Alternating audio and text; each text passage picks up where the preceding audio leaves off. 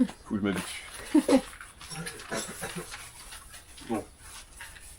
Bon bah bienvenue à tous. Du coup ça va être la conférence qui lance donc cette édition des universités d'été du Mal-Ouestan. Ça va être une édition un peu particulière, on a eu quelques annulations de conférences et du coup on va pouvoir composer un peu avec, donc on vous tient au courant sur les prochains jours. Donc les objectifs de l'université d'été, c'est de créer un espace d'échange interdisciplinaire et aussi un peu, je sais pas comment le dire, mais intermonde. Donc on essaie de réunir des personnes du milieu universitaire, militants, et aussi d'autres penseuses et penseurs de terrain, ou pas de terrain. Et justement pour cette raison-là, il va y avoir un ensemble de perspectives différentes qui vont se confronter, je veux dire, dans la bonne humeur, sur ces prochains jours. Et du coup, j'invite tout le monde à vraiment essayer de respecter des avis divergents, malgré le fait que ça peut rentrer en conflit avec ses propres avis politiques ou visions. On essaye vraiment de créer un espace plutôt safe d'échange et d'échange, tout simplement. Je tiens à remercier le staff qui est globalement la majorité des spectateurs et spectatrices. Donc merci à toute l'aide qu'il y a eu, ça a été assez cool. Il y a eu différents contretemps là, sur la préparation et vous avez assuré, du coup merci beaucoup à toutes les personnes qui nous ont aidés, qui nous ont soutenus. Voilà.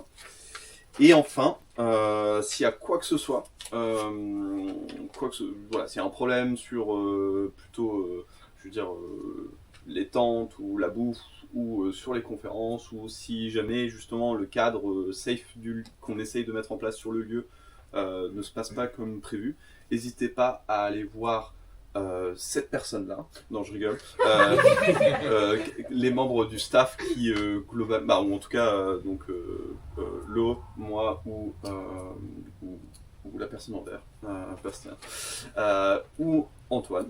Voilà, donc n'hésitez pas à aller voir ces personnes-là. Et si jamais il y a quoi que ce soit de médical, donc que ce soit, je sais pas, il y a un médicament que vous êtes censé prendre, que vous n'avez pas pu prendre pour X ou Y raison, ou vous vous sentez pas bien, que ce soit psychologiquement ou physiquement, ou vous êtes blessé, n'hésitez pas à venir voir moi, je suis référent là-dessus pour les 4 prochains jours. Voilà, je vous remercie. J'ai pas présenté la conf, j'ai oublié. C'est dans le programme, c'est écrit sur l'ordi. Et du coup aussi je remercie Frédéric pour aussi d'être adapté un peu à nos chamboulements. Et bonne conférence à tout le monde. Merci.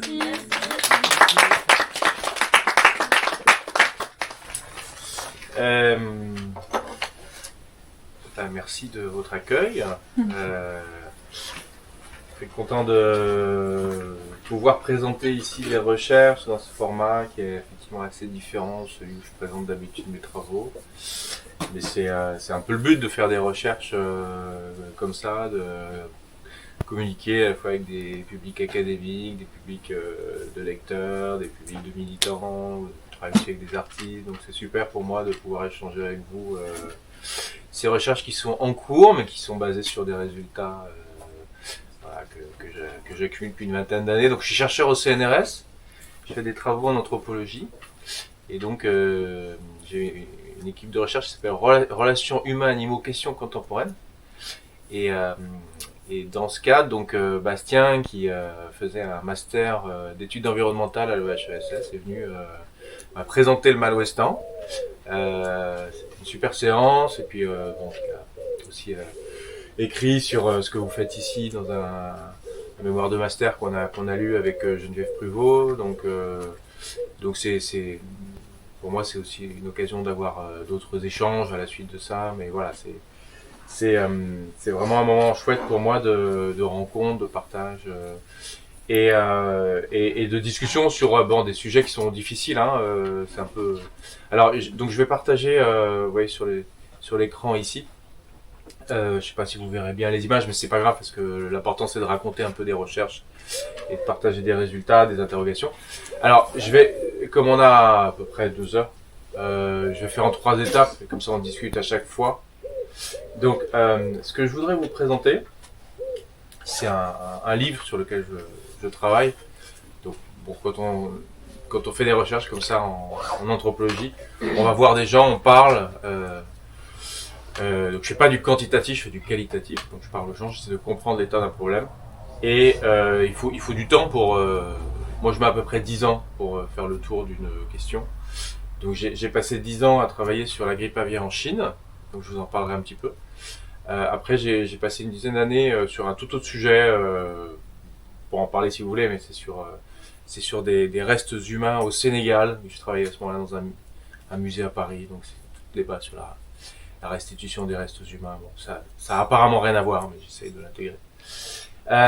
Et puis là, ça fait disons depuis 2020, mais précisément depuis 2022 en fait, que je travaille en Vendée, donc pas loin d'ici. Sur donc des cas de grippe aviaire en France. Donc, il y en a eu pas mal dans le sud-ouest, mais moi je me suis focalisé sur une région de Vendée où il y a eu beaucoup d'élevages intensifs très touchés. Et puis un peu dans la même période, j'ai fait des entretiens en Italie sur la peste porcine. Donc je vais vous donner des infos sur ces deux maladies, même si moi je suis plutôt spécialisé sur la grippe aviaire. Et l'idée, en fait, pour moi, il me faut encore 3-4 ans pour finir mes entretiens. Donc là, par exemple, j'y vais à la suite de ce passage en Normandie. Je vais y passer une semaine, donc j'y vais tous les 3 mois, quoi. J'ai un groupe d'éleveurs que je suis. L'Italie aussi, j'y retourne régulièrement. Donc l'idée, c'est qu'au bout de 3-4 ans, j'aurai suffisamment de matériaux pour écrire un livre. Et donc ce livre, j'ai envie de l'intituler Pathologie du confinement. C'est pour ça que je remonte à 2020, parce que c'est un peu comment, après le Covid, on peut réfléchir à la question des maladies animales en France. Disons en Europe, plus généralement en Europe, hein, parce qu'il y a justement cette question c'est un peu le même cadrage en France et en Italie. Donc disons en Europe de l'Ouest. Donc un peu le point de départ de ma réflexion, c'est ce terme de confinement qu'on a tous en tête, parce qu'on a tous été plus ou moins confinés.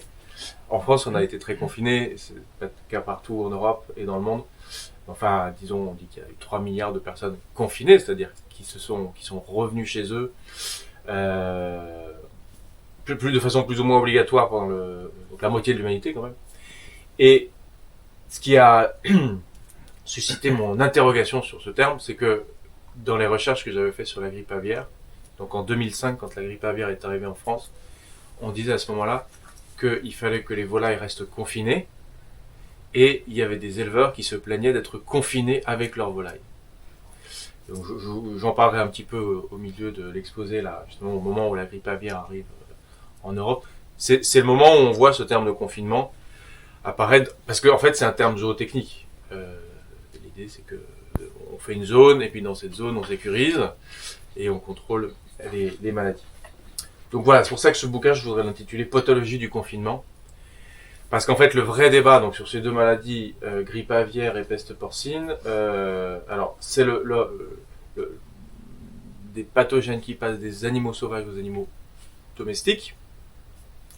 Mais plus précisément, c'est la question de savoir si on peut encore avoir de l'élevage en plein air en Europe de l'Ouest. Ou si, pour lutter contre les grandes maladies qui circulent dans le monde et qui sont liées à l'élevage industriel globalisé, il faut mettre tous les animaux, comme on dit, à l'abri. C'est un des termes qu'on utilise, un euphémisme pour dire confinement, justement. Donc voilà, donc j'intitule ça Pathologie du confinement, parce que en gros, l'idée c'est que si les animaux étaient effectivement élevés en plein air, ces maladies ne seraient pas problématiques. C'est parce qu'on met beaucoup d'animaux à l'intérieur d'un élevage intensif qu'elles deviennent problématiques. Donc voilà, on discutera un peu de cette question à la fois ce matin puis pendant la table ronde de cet après-midi. Est-ce que le confinement est une solution contre ces maladies, ou est-ce que c'est pas plutôt le problème? Voilà, pour le dire très très simplement. Alors, je passe à la diapo suivante. Si quelqu'un veut bouger les diapos, vous avez un... Ah d'accord, super. Bon, je vais pas commenter toute cette diapo, mais en gros, donc moi je travaille sur ces sujets depuis 2005, c'est le moment de l'arrivée de la grippe aviaire en France. Mais en fait, le point de départ de ma réflexion sur ces sujets, c'était 1996. Alors peut-être certains d'entre vous, enfin voilà, il y a un décalage de génération. Moi, en 96, j'avais 22 ans, et c'était le moment où il y a eu des abattages de bovins en France pour la vache folle. Et il y avait à ce moment-là déjà pas mal de débats sur la raison sanitaire de ces abattages et la possibilité de ressentir de la compassion pour les animaux abattus. Ce qui était assez fort dans le débat public, parce que c'était des bovins, et que les bovins sont des animaux justement avec un regard. Ce qui m'intéressait, c'est qu'au même moment, donc en Asie, on abattait des volailles. On a abattu des centaines de milliers de vaches en Europe. On a abattu des centaines de millions de volailles dans le monde pour la grippe aviaire. C'est plus difficile de ressentir de la compassion pour une volaille. On peut le dire d'un point de vue éthologique, c'est pas insultant. Mais voilà, ce qui est intéressant, disons, ce qui a suscité le débat, c'est que donc quand il y a des grands abattages sanitaires, alors c'est des crises politiques, il y a des hommes politiques qui démissionnent parce qu'ils n'arrivent pas à gérer le problème. Mais il y a aussi cette visibilité des animaux dans l'espace public. Les journalistes s'en sont emparés en montrant justement des photos d'abattoirs. C'était même avant L214. Je pense que L214 a un peu enchaîné là-dessus aussi. C'est-à-dire que l'abattoir, qui est une invention européenne, disons depuis 2 siècles, pour invisibiliser la mise à mort des animaux, est redevenu visible.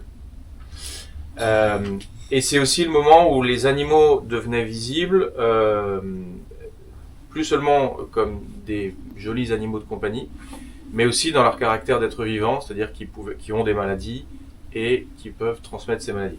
Donc voilà, le point de départ de mes recherches, c'est cette idée que quand il y a une crise sanitaire liée à une maladie animale, derrière la grande opposition, disons, animal marchandise, animal compagnon, on retrouve l'animal être vivant, avec lequel on partage à la fois des affects et des vulnérabilités.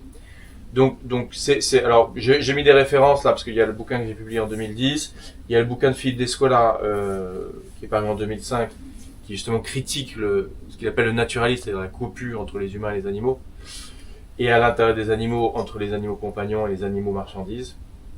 Et puis il y a un texte que j'aime bien de Claude Lévi-Strauss, qui s'appelle La leçon de sagesse des vaches folles, qui dit, en 1996, plutôt que de... c'est un texte, je sais pas si vous le connaissez, parce que ça circule sur Internet, mais bon, je vais pas essayer de le résumer, parce que je voudrais qu'on passe un peu aux infos, mais on pourra y revenir. C'est un texte qui dit il faut qu'on pense comme des sauvages et comme des cannibales, plutôt que de critiquer le fait que l'élevage industriel a rendu les vaches cannibales. Voilà, en gros. Et donc Philippe Descola, qui était donc l'élève de Claude Lévi-Strauss, il a fait sa thèse avec lui en Amazonie, a un peu repris ça pour dire bon, c'est quoi la pensée des sociétés dites cannibales, c'est-à-dire qui vivent avec les animaux, qui les chassent, qui considèrent les animaux comme des personnes, etc. Voilà, ça c'est un peu le cadre, mais on pourra y revenir dans la discussion. Alors, donc je vous ai dit, hein, on fait un premier bloc sur la grippe aviaire en Chine, après on discute, et puis après je parlerai de la France, et après je parlerai de l'Italie. Alors, donc sur la diapo suivante, en fait je récapitule un peu les raisons pour lesquelles on s'est tellement mobilisé sur la grippe aviaire depuis les années 70. Hein. En gros, en fait, c'est le moment où il y a des biologistes australiens qui découvrent que les virus de grippe, ça concerne pas seulement les humains, ça concerne aussi les oiseaux et les cochons. Et bon, les cochons, on le savait depuis les années 30, parce qu'on voyait que c'était un problème pour l'élevage industriel. Les volailles, apparemment, on s'en était pas rendu compte. Et c'est donc ces scientifiques australiens qui travaillaient sur la structure des virus de grippe qui à un moment voit un oiseau mort sur le bord d'une plage. Il se dit tiens, on pourrait regarder s'il a pas la grippe. Il trouve un virus de grippe qui est un peu bizarre et à partir de là, il commence à faire une gigantesque collecte de virus de grippe sur les oiseaux. Alors d'abord sur la grande barrière de corail là, au large de l'Australie, et puis après ils vont s'installer aux États-Unis, ils vont collecter des virus sur les oiseaux qui traversent le continent américain. Et puis il y en a un qui part à Hong Kong en 1972 et qui dit on va faire des tests sur les élevages de volailles en Chine. Et alors c'était pas bête d'aller en Chine parce que donc l'idée c'est qu'en fait les virus de grippe, donc on a la grippe saisonnière, c'est plutôt les personnes âgées qui sont fragiles. Et puis tous les 20, 30, 50 ans, il y a un nouveau virus de grippe qui vient qui vient des oiseaux en fait. On dit que les oiseaux sont le réservoir des virus de grippe. Tout simplement parce il y a plein d'espèces, ils se déplacent, en plus ils sont aquatiques, donc ils vivent entre la terre et l'eau, donc ils peuvent mélanger les virus comme ils veulent. Enfin pas comme ils veulent, mais en tout cas comme ça arrange les virus. Et donc il y a beaucoup plus de chances de mutation de virus de grippe chez les oiseaux que chez les humains, et c'est pour ça que de temps en temps on a un virus de grippe qui passe des oiseaux aux humains, et souvent ça passe par les cochons, tout simplement parce que les cochons sont plus proches physiologiquement des humains que les oiseaux. On appelle ça un véhicule intermédiaire. Les cochons sont un lieu où se croisent des virus de grippe d'oiseaux et des virus de grippe humains. Donc tout ça c'est quelque chose qu'on savait qu'on a découvert en fait dans les années 70 grâce à toutes ces études là. À l'époque on n'avait pas de séquençage, on trouvait juste des virus et puis on pouvait voir leur structure. Bon, ça donne lieu à ces citations, je pense pas que vous ayez la place de les lire, mais ce qui est assez rigolo c'est que ces gens-là étaient des jeunes étudiants qui trouvaient ça fantastique d'aller passer une semaine sur une île pour prélever des oiseaux magnifiques. Ils disent c'est quand même bizarre de penser que ce super oiseau peut déclencher une pandémie de grippe. Mais c'est vrai que cette idée un peu bizarre, elle est devenue très réelle. Donc en 1997, donc c'est la diapo suivante, quand il y a eu donc un nouveau virus de grippe qui est apparu à Hong Kong donc qu'on a appelé H5N1. Donc les H, les N, parce que c'est les protéines d'entrée et de sortie du virus dans la cellule. Je sais pas si vous vous rappelez le H1N1 de 2009. Lui, ça venait d'un élevage de porcs aux États-Unis. Donc H5N1, on estime que c'est le premier virus de grippe qui est passé directement des oiseaux aux humains. Tous les précédents, donc le H1N1 de 1918, le H2N2 de 1957, le H3N2 de 1968, tout cela, on sait à peu près qu'ils sont passés des oiseaux aux porcs aux humains. Celui-ci, il est passé directement des oiseaux aux humains. Alors, ça explique un caractère de ce virus, c'est qu'il est très létal. Il y a 2/3 de chances d'en mourir quand on est infecté. Par contre, il est très peu contagieux. Donc, pour l'instant, le H5N1, on a à peu près, disons, 1000 personnes infectées et 500 morts. En gros, hein. Donc vous voyez, une chance sur deux d'en mourir, mais quand même très peu de chances de l'attraper et surtout de le transmettre. Vous avez peut-être entendu parler de ce qui se passe aux États-Unis en ce moment, où pour la première fois il s'est transmis aux vaches, et on sait vraiment pas bien ce qui se passe parce que l'administration Trump veut pas faire les études nécessaires. Mais même là, il est même pas sûr qu'il soit passé d'humain à humain. Donc il y a quelques cas douteux, voilà. Donc il faut vous rappeler, 1000 personnes infectées, 500 morts. Ce qui fait réfléchir quand même par rapport au fait qu'on a tué vraiment, on n'a pas de chiffres, mais on a tué des centaines de millions de volailles pour éviter que ce virus passe des animaux, des animaux aux humains. Il n'est jamais passé par un cochon. Alors, donc en 1997, c'était un moment de tension politique où une colonie britannique, donc Hong Kong, était restituée à la Chine populaire. Et mon analyse, c'est que ça se voit très bien dans les films d'ailleurs. Je sais pas si vous aimez le cinéma hongkongais. C'est une période où Wong Kar-wai fait des films très chouettes à ce moment-là, où tout le monde a très peur, que c'est un peu la fin du monde pour les Hongkongais. Et donc, à un moment, ils trouvent ces poulets malades, ils trouvent 12 personnes infectées, dont 8 meurent, ils se disent, la grippe aviaire, ça va être la fin du monde. Et ce qui est assez incroyable, c'est qu'ils arrivent à convaincre le monde entier que ça va être la fin du monde. Donc il y a un côté un peu fiction dans tout ça. Et en même temps, c'est vrai que si ce virus H5N1 s'était répandu, disons 2 personnes à personne, ce serait quand même un peu la fin du monde. Hein. Il y a des gens qui parlaient de 60 millions de morts si le H5N1 était devenu pandémique en 97. Donc à ce moment-là, il y a une dame qui s'appelle Margaret Chan. Vous pouvez garder son nom à l'esprit parce qu'elle est devenue ensuite directrice générale de l'Organisation mondiale de la santé. Donc elle a eu quand même pas mal d'influence. Et donc elle, sur le conseil de ces scientifiques australiens de l'université de Hong Kong, elle décide d'abattre toutes les volailles vivantes sur le territoire, c'est-à-dire 1,5 million de volailles. Donc à ce moment-là, il y avait des canards, des oies, des cailles et des poulets. Alors après ils ont pris tout un ensemble de mesures. Oui, ça apparaît sur les diapos suivantes. Non, ce qu'il faut savoir, qui est sur cette diapo, c'est que le premier grand abattage de volailles pour des raisons sanitaires, on sait à peu près quand il a lieu, c'est en 1983. C'est en Pennsylvanie, et là c'était 17 millions de volailles, et c'était pas un virus transmissible aux humains, mais c'était un virus de grippe aviaire qui faisait beaucoup de ravages, tout simplement parce que la Pennsylvanie est un des lieux où, disons, l'élevage industriel de volailles a été vraiment très amplifié. On considère que l'élevage industriel de volailles, ça commence aux États-Unis dans les années 1950. Mais apparemment, ça n'avait pas fait de gros, enfin, ils n'avaient pas eu de gros problèmes sanitaires avant ce grand abattage de 1983. Et donc, je cite Robert Webster qui est on l'appelle le pape de la grippe, qui était le scientifique australien qui suivait les virus sur les oiseaux. Et j'aime bien cette citation. Il dit: la population de volailles en Pennsylvanie en 1983 est comme le monde aujourd'hui. Qu'aurions-nous fait si le virus était transmis aux hommes?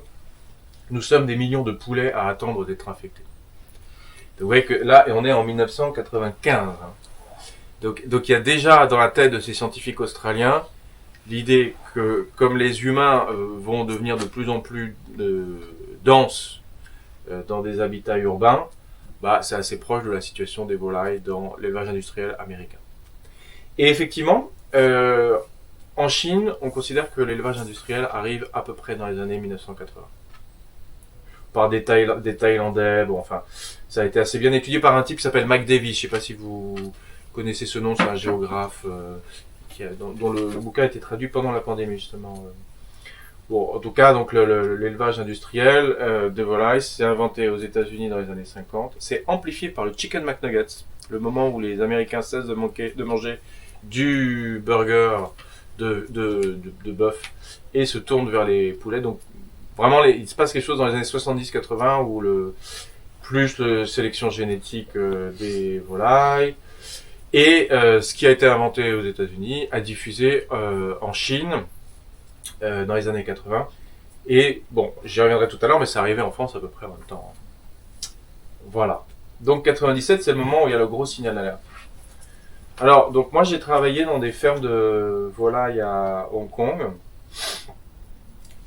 Quand j'ai fait mon terrain, c'est-à-dire en 2008-2009, il y avait une trentaine de fermes qui restaient. Ce qui était beaucoup moins qu'en 97. Donc, en fait, il faut imaginer Hong Kong, c'est vraiment le rêve de la modernité, hein, les grandes tours. Et il y avait encore quelques fermes de volailles parce que Hong Kong, c'est des migrants chinois qui souvent ne savent pas faire autre chose que cultiver la terre ou élever des animaux.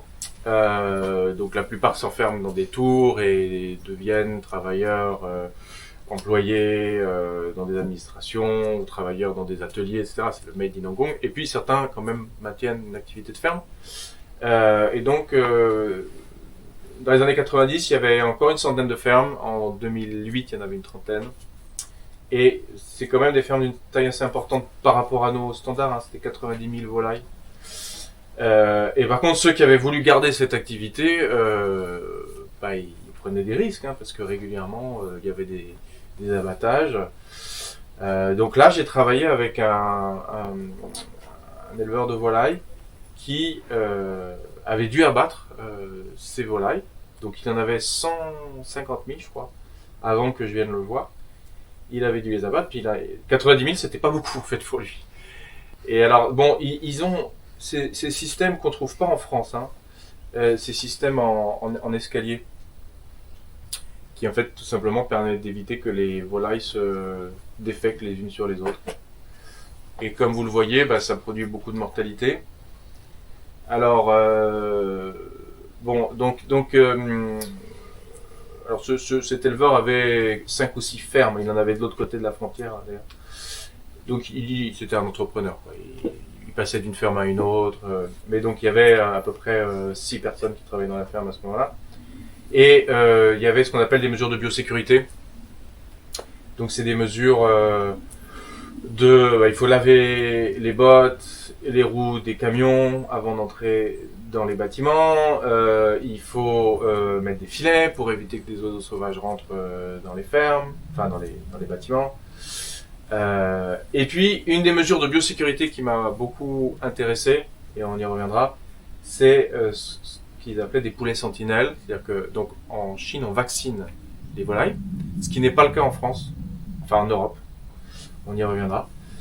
Et le problème quand vous vaccinez les volailles, c'est que vous pouvez pas repérer les nouveaux virus, puisque quand vous sortez les volailles de la ferme, elles vont être testées et elles vont porter des anticorps de ce pourquoi elles ont été vaccinées.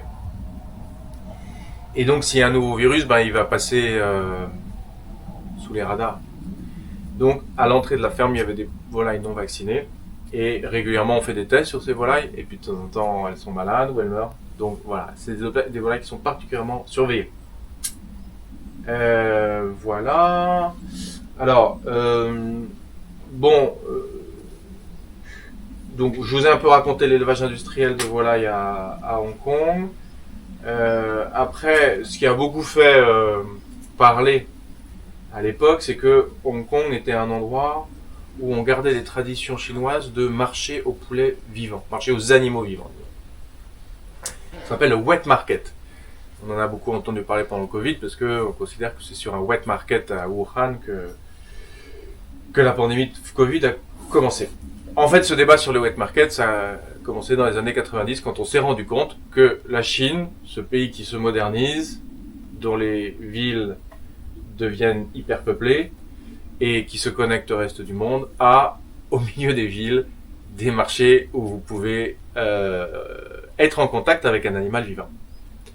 Et non seulement être en contact, mais non seulement être en contact en quelque sorte par le regard ou par le toucher, mais aussi par le sang, par les substances, puisque donc les animaux sont présentés vivants sur les marchés et ils sont tués devant les consommateurs. Alors, bon, il y a des chercheurs qui ont travaillé là-dessus. Pourquoi est-ce que dans les villes chinoises, on continue à aller sur les marchés aux animaux vivants ? Une des raisons, c'est que le supermarché, avec sa chaîne du froid, c'est une introduction récente, c'est occidental, c'est plutôt piloté par des agents corrompus, donc on fait pas confiance au supermarché, donc on préfère aller voir un marchand parce qu'on sait qu'il amène le poulet de la ferme d'à côté ou pas trop loin. Et voilà, donc il y a l'idée d'une chaîne de confiance. Et puis il y a aussi, on se fait confiance à soi-même, on sait qu'on peut détecter un poulet malade en regardant, bah voyez, on regarde l'arrière du poulet. Donc ça fait l'objet de beaucoup de recherches. Pourquoi est-ce que, alors que c'est dangereux de acheter du poulet vivant, les gens continuent à aller sur ces marchés. Vous voyez, là il y a des statistiques de Hong Kong qui montrent que ils achètent de plus en plus de poulets frais. Ce qu'ils appellent frais, enfin du poulet réfrigéré, du poulet de congélateur en fait, hein, du poulet sous cellophane, et de moins en moins de poulets vivants, live chicken, mais quand même, ça ne disparaît pas totalement. Voilà. Il y avait aussi un truc intéressant quand j'ai fait des entretiens avec des gens sur ces marchés. Il y avait l'idée qu'ils préféraient acheter un poulet qui venait d'à côté et ils payaient 2 fois plus cher qu'un poulet qui venait de l'autre côté de la frontière et on savait pas ce qu'ils trafiquaient avec. Et puis bon, il y a des choses intéressantes aussi sur le fait que en Chine, les poulets sont des dons aux ancêtres. Donc, par exemple, au Nouvel An chinois, vous avez une soupe où vous avez un poulet dont il faut toujours présenter le poulet entier. c'est considéré comme l'emblème du clan. Donc il y a un peu toutes ces idées qui sont liées à des pratiques sacrificielles, etc. Donc tout ça, on peut dire, c'est tradition, modernité. Et alors il y a une autre tradition qui m'a beaucoup intéressé, et du coup, je vais faire encore 2 diapos et puis on commence à discuter si vous voulez. Une autre tradition qui m'a beaucoup intéressé, c'est que un autre facteur de risque dans le langage des gestionnaires du gouvernement, c'est que donc des bouddhistes achetaient des animaux sur des marchés pour les relâcher. Alors ça, c'est une tradition qui s'appelle Fang Sheng, ça veut dire littéralement laisser vivre. Et c'est pas seulement bouddhiste, c'était avant les taoïstes, les confucianistes. Il y a des jolis récits de lettrés confucéens qui ont un oiseau dans une cage, avec qui ils parlent, ils échangent des chants. Et puis il y a un moment où ils sont tellement reconnaissants à l'oiseau de la qualité de ses chants qu'ils ouvrent la cage et l'oiseau part. Et donc ça, c'est vraiment un modèle dans toute l'histoire de la Chine. Après, les taoïstes, qui eux sont donc des groupes plus proches de la nature. Le lettré est dans la nature aussi, mais il a reconstitué une petit espace de travail. Les taoïstes, c'est des temples où on va justement invoquer un peu les forces de la nature. Donc dans les temples taoïstes, vous avez aussi des espaces où vous pouvez relâcher des animaux. Par exemple des bassins pour des grenouilles ou des tortues. Et puis, depuis le XVIIIe siècle, ça a été assez bien étudié, les bouddhistes ont repris cette pratique et ils l'ont introduit dans les villes. Donc c'est assez intéressant de voir comment une pratique qui était des lettrés dans leur cabinet, des religieux, des taoïstes dans leur temple, arrive dans les villes au XVIIIe siècle. Et donc vous avez des gens qui achètent des animaux sur les marchés pour les relâcher. Et alors au XXe siècle, ça connaît un succès faramineux parce que plus les gens sont riches, plus ils achètent des animaux. Et donc là, au moment où je travaillais à Hong Kong, il y avait l'idée que des riches hongkongais, pour leur 80e anniversaire, achetaient 80 oiseaux et ils voulaient des oiseaux fantastiques. Donc ils achetaient des alouettes de Mongolie. Les alouettes de Mongolie, c'est très beau parce que donc ça a une grande queue et quand vous ouvrez la cage, ça sort très très vite et ça part dans le ciel. Parce que en général, les gens avec qui j'ai travaillé, ils avaient des petits moineaux qui payaient pas cher. Ils ouvraient la cage, puis le moineau était un peu perdu, ils savaient pas où aller. Mais voilà, donc et ça, donc c'était assez critiqué parce que si vous introduisez 80 alouettes de Mongolie à Hong Kong, bah c'est pas bon pour l'alouette. Et puis si jamais elle arrive à se reproduire, c'est pas bon pour les oiseaux à côté. Bon. Donc c'est des pratiques qui perturbent l'environnement. Mais disons que c'est une pratique qui a une longue justification. Et quand elle est introduite dans les villes et quand c'est des gens très riches qui font ça avec un trafic d'animaux sauvages, ça va pas du tout. Donc moi j'ai fait pas mal d'entretiens avec des bouddhistes parce que ils étaient contents d'avoir quelqu'un qui travaillait avec eux. Je dis ça parce que quand on fait ce genre d'enquête, c'est un peu la justification du premier schéma. Il faut essayer de passer du temps avec tous les gens concernés par le problème. Et ils ont plus ou moins de temps, les gens du gouvernement, les virologues, on passe pas beaucoup de temps. Les bouddhistes, c'était très sympa, donc voilà, j'allais libérer des animaux avec eux. Alors, ce qui était rigolo, c'est que, ce qui était intéressant, c'est que à l'époque où je faisais mes enquêtes, ils avaient plus le droit de relâcher des oiseaux à Hong Kong. J'ai pu voir dans d'autres villes de Chine des gens qui relâchent des oiseaux. C'est là que j'ai vu que les petits moineaux, ils sont un peu perdus quand on les relâche. Mais voilà, j'ai eu beaucoup de récits sur ce qui se passait quand on relâchait des oiseaux à Hong Kong. Et donc en fait l'idée, alors je passe à la diapositive suivante peut-être, mais sinon je peux rester sur celle-ci. L'idée c'est que en fait il y a un marché aux oiseaux au centre de Hong Kong où ils achetaient ces petits moineaux là. Et ensuite, ils allaient dans un parc, ils ouvraient la cage, et donc ce que les observatoires d'oiseaux ont observé, c'est que souvent les oiseaux mouraient en fait. Tout simplement parce qu'ils avaient été mis dans très très concentrés dans des cages. Et parmi ces oiseaux qui mouraient, certains étaient porteurs de la grippe aviaire. Donc dans un premier temps, le gouvernement qui a été alerté a proposer aux associations bouddhistes de relâcher avec un masque. Ce qui est un peu bizarre parce que à la fois vous croyez que ça fait du bien à l'oiseau d'être relâché. Parce que tout ça s'accompagne d'un discours sur les âmes, bien sûr. Et c'est ça qui m'a intéressé. Et en même temps, vous croyez que l'oiseau a peut-être un virus qui va vous transmettre une maladie. Donc c'est un peu bizarre. Ça n'a pas tenu longtemps. Et donc, ce qu'ils ont fait, c'est qu'ils ont relâché des animaux aquatiques. Ils ont relâché des poissons, des tortues. Et ça, c'était la tradition taoïste, donc ça allait bien. Donc moi, j'ai passé du temps avec des bouddhistes à Hong Kong qui me disaient, regarde, tu vois, là, on achète une tortue. Mais ensuite, on va dans une rivière parce qu'on sait que dans cette rivière, la tortue elle va pouvoir se reproduire. Donc ils étaient très conscients de la critique qu'il y avait autour d'eux. Un truc que j'ai trouvé un peu bizarre en travaillant avec ces bouddhistes, c'est que donc ils allaient au marché, ils se collectaient avant, ils pouvaient réunir 300-400 euros. Hein. Et puis donc ils achetaient plein de poissons, de grenouilles, etc. Et puis tout à coup, ils se rendaient compte qu'ils avaient plus assez d'argent. Donc ils ramenaient les grenouilles et ils achetaient des trucs qui avaient moins de valeur, par exemple des coquillages. Et donc la grenouille qui aurait dû être sauvée était remise sur le marché, se faisait débiter. Et les coquillages qui avaient rien demandé à personne, tout à coup, ils étaient mis dans un grand seau puis on balançait les coquillages. Donc il y avait un truc commercial qui était un peu bizarre. Et qui était un peu contradictoire aussi avec tout ce récit sur les âmes, mais en fait, ils avaient aussi l'idée que plus ils relâchaient des animaux, plus il y avait d'âmes, et plus c'était bon pour eux. Donc voilà, c'était un peu bizarre. Tout ça, c'était des gens un peu employés, un peu agents d'assurance. Voilà. Et ça m'intéresse de discuter avec vous aussi sur comment on peut intervenir dans cette chaîne de contagion avec des moyens scientifiques. Parce que, donc, j'arrive à la dernière diapo avant qu'on discute.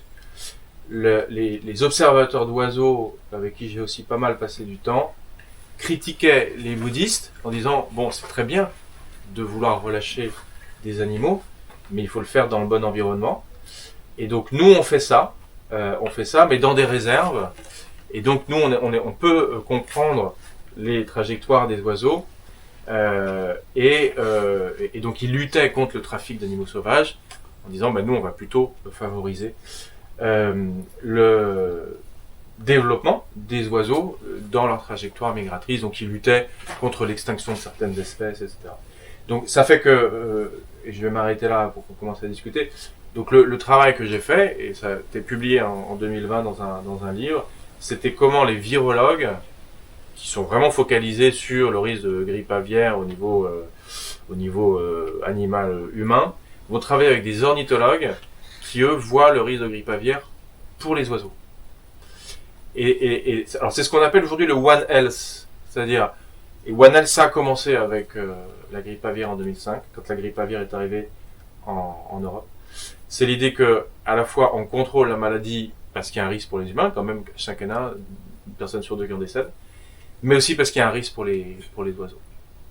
Et donc, ça permet aussi de critiquer cette solution que les gouvernements ont toujours à disposition, qui est d'appuyer sur le bouton nucléaire, c'est-à-dire on abat et on repeuple, comme on dit, c'est-à-dire on fait venir des nouveaux poussins qui vont permettre de relancer la machine, etc. Voilà. Donc ce que je vais faire après qu'on commence à discuter, c'est vous parler de l'arrivée de la grippe aviaire en Europe, et après de comparer avec la peste porcine en Italie. Ouais. C'est juste une petite question sur le One Health à la fin, parce que pour moi, là, dans le One Health, il y a le côté santé humaine et aussi limiter l'impact sur la biodiversité. Oui. Là, on arrive quand même du coup à avoir une contradiction. On peut abattre aussi facilement encore autant d'animaux, ou est-ce qu'il y a quand même une réflexion maintenant qui est de se dire aussi le One Health, c'est vraiment en réaction à la politique d'abattage. Hein. C'est quand même vraiment en réaction. Ouais. Et justement, c'est l'idée que la santé, c'est un bien commun aux humains et aux animaux. Alors la biodiversité, ça joue un rôle dans le One Health, au sens où, alors ça c'est des recherches qui ont été faites un peu après 2005, c'est ce qu'on appelle l'effet de dilution des pathogènes, c'est-à-dire plus vous avez d'espèces dans un environnement, dans un écosystème en fait, c'est un raisonnement d'écologue, plus vous avez d'espèces dans un écosystème, plus les pathogènes mutent de façon graduelle en fait. Voilà. Alors qu'au contraire, si vous avez peu d'espèces dans un écosystème, mais que chacune des espèces est très nombreuse, bah là, le pathogène, il mute chez les oiseaux, et puis il a plus de chances de trouver la clé pour aller dans une espèce très éloignée comme les humains. Ça explique assez bien ce qui s'est passé avec le H5N1. Et plus votre pathogène, enfin, on appelle pathogène, mais c'est un virus, hein, il n'est pas en lui-même pathogène. Plus un virus passe d'une espèce éloignée à une autre, plus il est pathogène. Ça, c'est des effets immunitaires, que je ne sais pas. Mais voilà, donc l'idée, c'est que la biodiversité est bonne pour lutter contre les maladies, ce qu'on appelle les zoonoses. J'ai pas encore proposé le terme de zoonose. C'est les maladies donc, qui passent des animaux aux humains et inversement. C'est ce qu'on a vu avec les visons là, pour le Covid. Donc la biodiversité est bonne protection contre les zoonoses.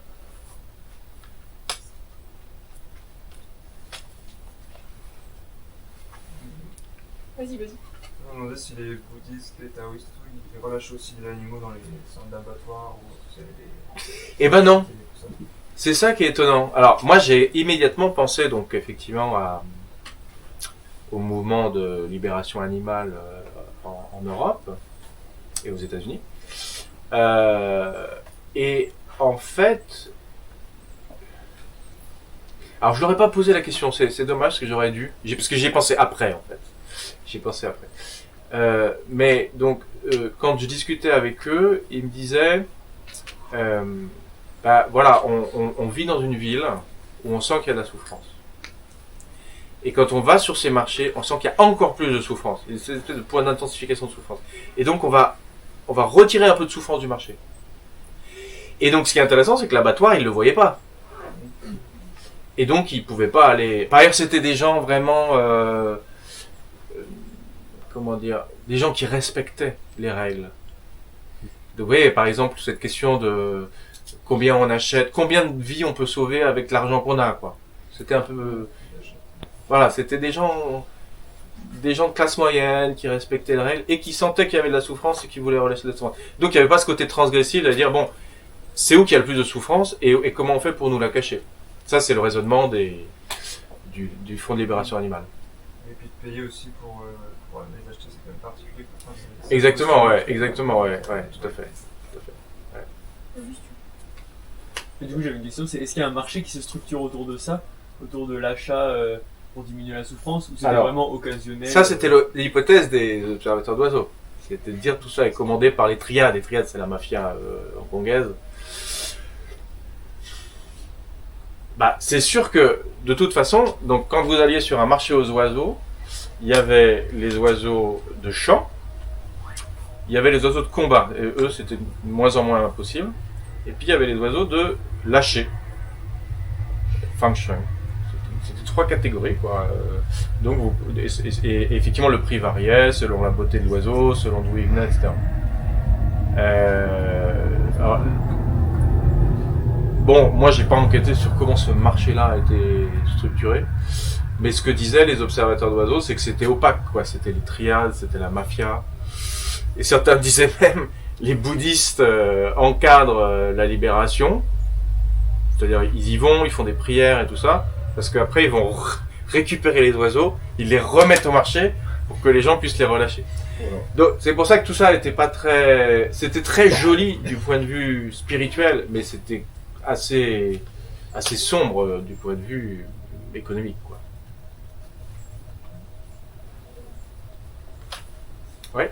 Est-ce que tu peux développer quand tu as dit que les taoïstes et les bouddhistes ils faisaient cette pratique-là, tu as dit que c'était bon pour eux? C'est parce que c'est dans leur dogme, leur religion, c'est un truc pour eux personnellement ou c'est pour le groupe? En quoi c'était bon de faire ça?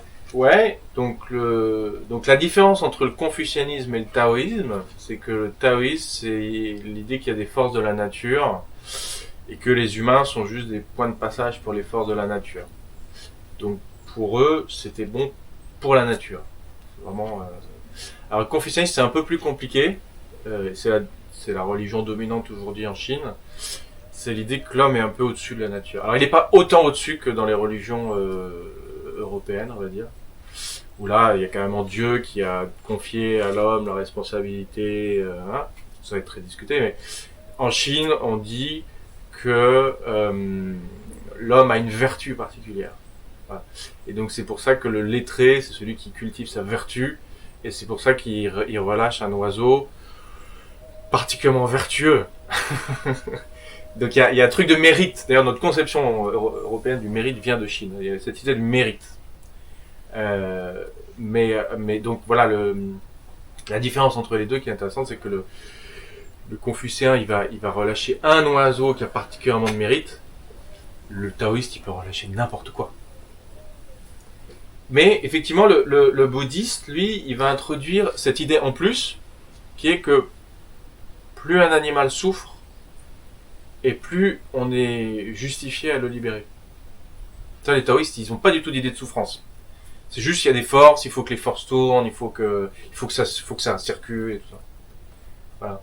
Et à côté de ça, est-ce que tu as remarqué s'il y en avait certains de ces gens-là qui relâchaient des oiseaux, est-ce qu'il y avait une corrélation sur le fait qu'ils étaient plus végétariens que les autres Chinois? Parce qu'en Chine, ils mangent beaucoup de viande, je crois. Oui, Je crois donc que ça change- c'est les pas bouddhistes du tout- étaient végétariens, ça, c'est clair.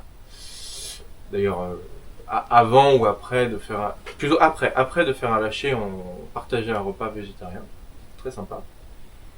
Et les taoïstes sont végétariens aussi. Mais là aussi, les taoïstes, ils ont un végétarisme, comment dire, très argumenté, quoi. Par exemple, les taoïstes, ils interdisent le bœuf parce que le bœuf, on travaille avec le bœuf. Voilà. Et puis les confucéens, non. Et au contraire, le confucianisme, c'est la religion du sacrifice. C'est l'idée que les humains sacrifient des animaux et que c'est ça qui les constitue comme humains. Merci. Ouais. Sur le feng shui, encore une fois, est-ce qu'il y a des lâchers d'animaux domestiques comme des poulets par exemple ou pas? Alors, non, ils m'en ont pas parlé, mais putain, ils avaient des basses-cours, donc ils auraient pu. Mais c'est vrai que c'est plus facile que d'aller dans les abattoirs. Donc voilà, ça fait partie des questions que j'aurais dû leur poser. Donc il faut refaire du terrain. Tu peux pas faire une liste des questions que tu aurais voulu leur poser et il y en a un. Ah oui, ouais. c'est sûr. Ouais, c'est sûr. Non, c'est une vraie question. C'est pour ça que ce qui est bien, c'est quand on forme des gens pour aller sur le terrain, parce que moi je peux plus y aller là. Justement, maintenant je travaille en Vendée. Donc au moment où je faisais le travail, il y avait des questions que je pensais pas leur poser. Non, mais ma question c'était est-ce que tu as un contact avec un de ceux-là qui pouvait vous écrire des mails, tu vois? Non. Ok. Non, en général, c'est vrai que les anthropologues gardent de contact par mail. Moi, j'ai pas. Non. C'était un groupe que j'ai suivi pendant quelques semaines. On continue? Ouais, vas-y, Antoine, oui. Oui, la phrase nous sommes des millions de poulets m'a Ouais. un peu interpellé. Du coup, je me demandais s'il y avait des différences de conception entre différentes cultures. Je sais pas, est-ce qu'en Chine il y a moins ce truc de repousser les animaux en dehors des villes, dans le processus de civilisation, un peu de créer des villes vraiment humaines. Ouais. Donc, nous sommes des millions de poulets. Ça, c'était un Australien qui arrive aux États-Unis et qui se rend compte que les villes américaines sont très grandes quand même, ouais. Et très inhumaines. Et très humaines, au contraire, très désanimalisées. Donc les villes chinoises, c'est vrai qu'il y avait cette présence des animaux. Je pense que c'est vraiment le tournant des années 80, quoi. C'est-à-dire que les gens se mettent à vivre dans des tours. Alors justement, avant, c'était le modèle de la cour intérieure. Ce qu'on voit dans les Putong à Pékin. Et dans la cour intérieure, il y avait effectivement une petite basse-cour. Il y avait vraiment l'oiseau de champ, c'était beaucoup plus fort en Chine qu'en Europe. Donc, oui, ce qui rend les citoyens chinois assez tristes, c'est que leurs villes deviennent vraiment inhabitables, quoi. Enfin, je veux pas faire un constat trop général, mais la grippe aviaire, c'était ce symptôme-là. Et c'est pour ça qu'aujourd'hui, il y a tout ce débat, cette stigmatisation des Chinois, cette critique des Chinois en disant « Mais quand vous vous rendez compte, ils veulent être la plus grande puissance du monde et ils ont encore des animaux dans leur marché, etc. » C'est aussi une façon de réagir contre cette urbanisation. Ouais. Est-ce que tu peux juste redire le nom de celui qui dit cette citation justement? Ouais, c'est Robert Webster. Robert Webster. Webster. Webster. Je l'ai écrit. Nous sommes des millions de poulets à attendre. Comment tu Et vous allez voir que cet argument va justement, on peut arriver là. Est-ce qu'il y avait d'autres questions ou... Comment s'écrit Robert? Webster, W-E-B-S-T-E-R, c'est celui qu'on appelle le pape de la grippe, parce que c'est lui qui a eu cette idée de collecter des virus sur les oiseaux en Australie, ensuite aux États-Unis. Donc maintenant, je crois qu'il est encore en vie. Tous les colloques de virologie, il est là, il fait une conférence introductive, tout ça. Et c'est un type qui a compris effectivement politiquement que la grippe aviaire allait devenir un grand sujet dès les années 70. Alors, on continue. Je parle encore une vingtaine de minutes, puis après on rediscute. Ça va. Alors, donc, le virus H5N1, il est arrivé en Europe en 2005. Il est arrivé par la Russie, un peu par Russie, Turquie.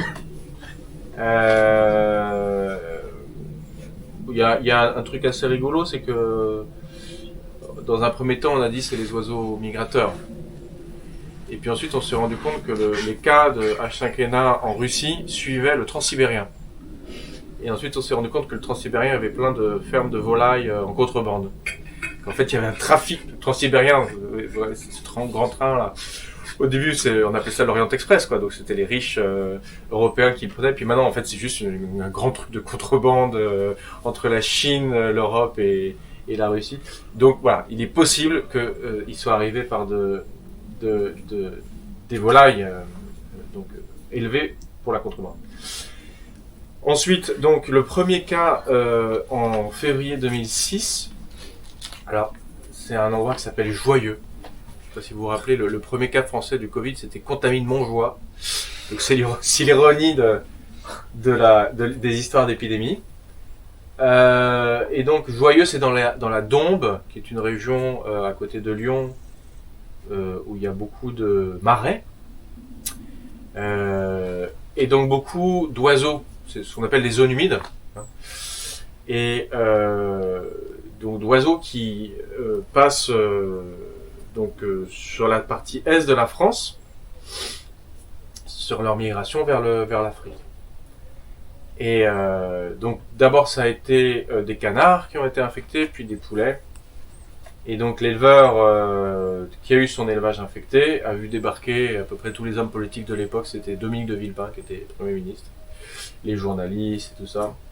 Et on pense même que le virus serait passé du canard infecté à l'élevage de poulets par les bottes des journalistes. C'est ça qu'après on a dit quand il y avait un cas, on évite d'avoir les journalistes parce que ça amplifie encore le problème. Donc c'est là qu'il y a eu ce premier usage, en tout cas que je connais, puisque j'ai une collègue anthropologue au Sénat qui s'appelle Vanessa Manseron, qui a pu interroger cet éleveur et qui, donc elle travaille depuis 3 ans dans cette région et elle connaissait les gens. Et c'est là que le type lui a dit je suis confiné avec mes volailles. Parce que donc il y avait des mesures de biosécurité qui étaient 3 km autour du foyer. Pendant 3 semaines, on avait détruit les volailles, on en avait remis des nouvelles, et puis l'économie était repartie. Alors, ce qui est intéressant, c'est que à ce moment-là, il y a eu beaucoup d'agitation dans les médias autour de la grippe aviaire. On s'est rendu compte que ce problème était en Asie depuis une dizaine d'années. Et comment ça marche? Oui, j'ai pas la diapo. Alors, ça c'est un peu compliqué. Je vais essayer de le dire rapidement pour pas trop qu'on s'étende là-dessus.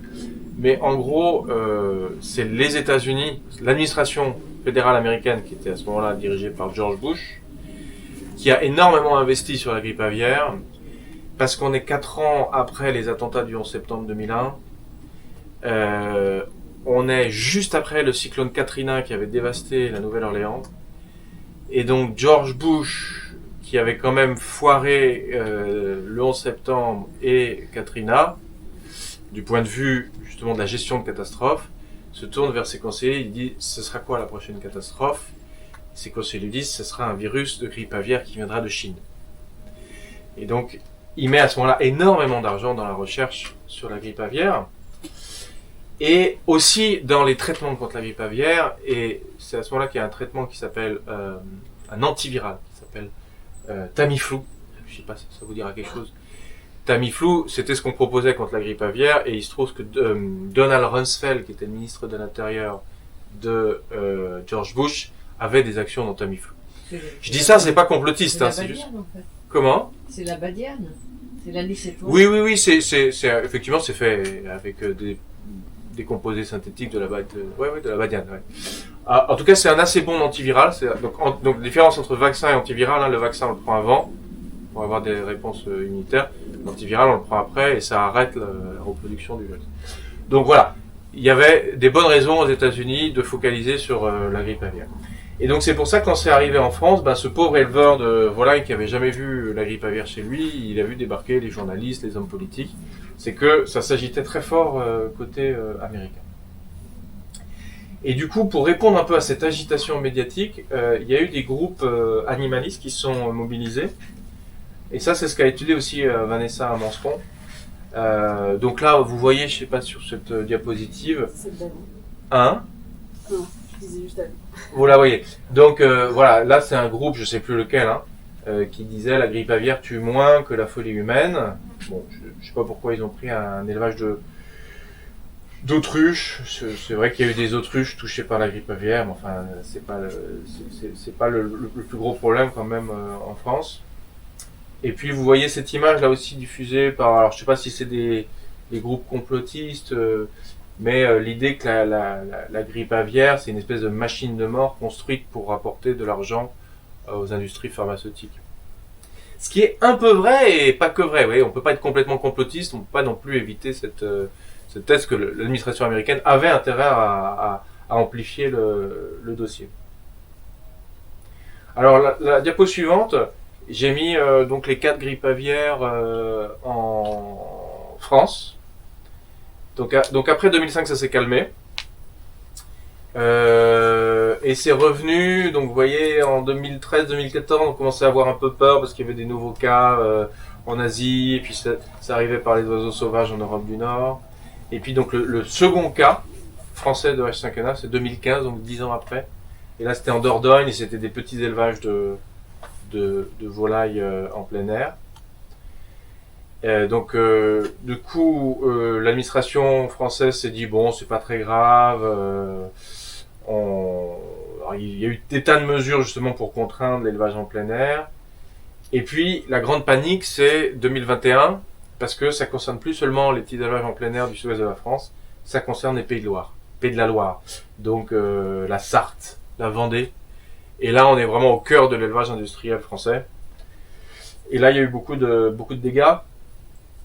Attendez, où est-ce que j'ai mis les infos? Oui, c'est ça. Donc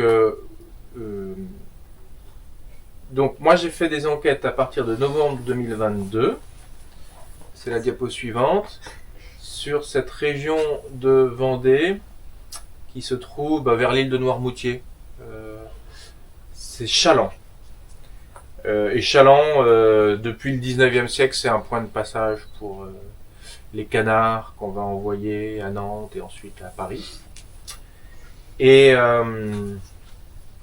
c'est pas le cœur de l'élevage industriel en Vendée. Le cœur de l'élevage industriel en Vendée, c'est plutôt, si vous connaissez les herbiers, et ça se voit bien sur cette carte, la région en rouge, c'est le Puy du Fou. C'est la région du Puy du Fou.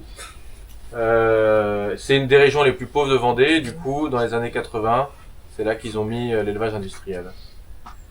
Le cœur du foyer vendéen de 2022 s'appelait Loie, et c'était en fait au carrefour de 2 routes, où justement tous les éleveurs de Vendée pouvaient amener leurs animaux.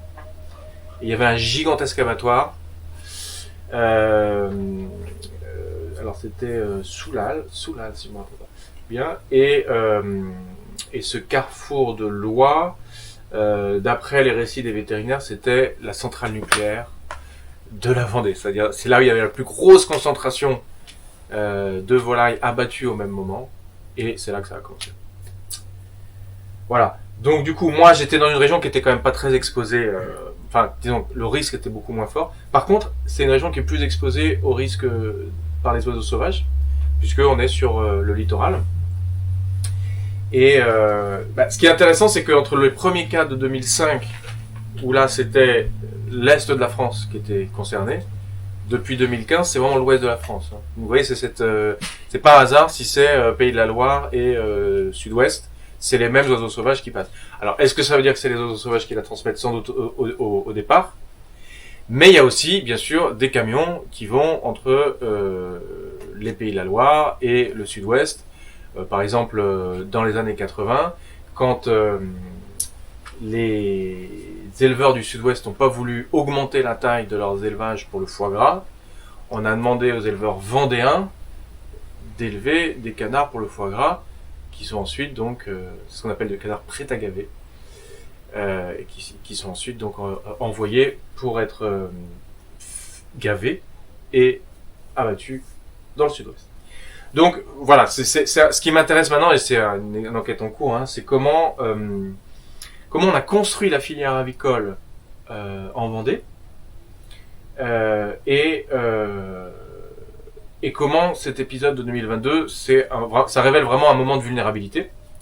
Et donc la chance que j'ai, c'est que j'ai un ami dont le père était éleveur de volailles, et qui m'a présenté du coup ses amis d'enfance qui eux ont continué dans cette activité.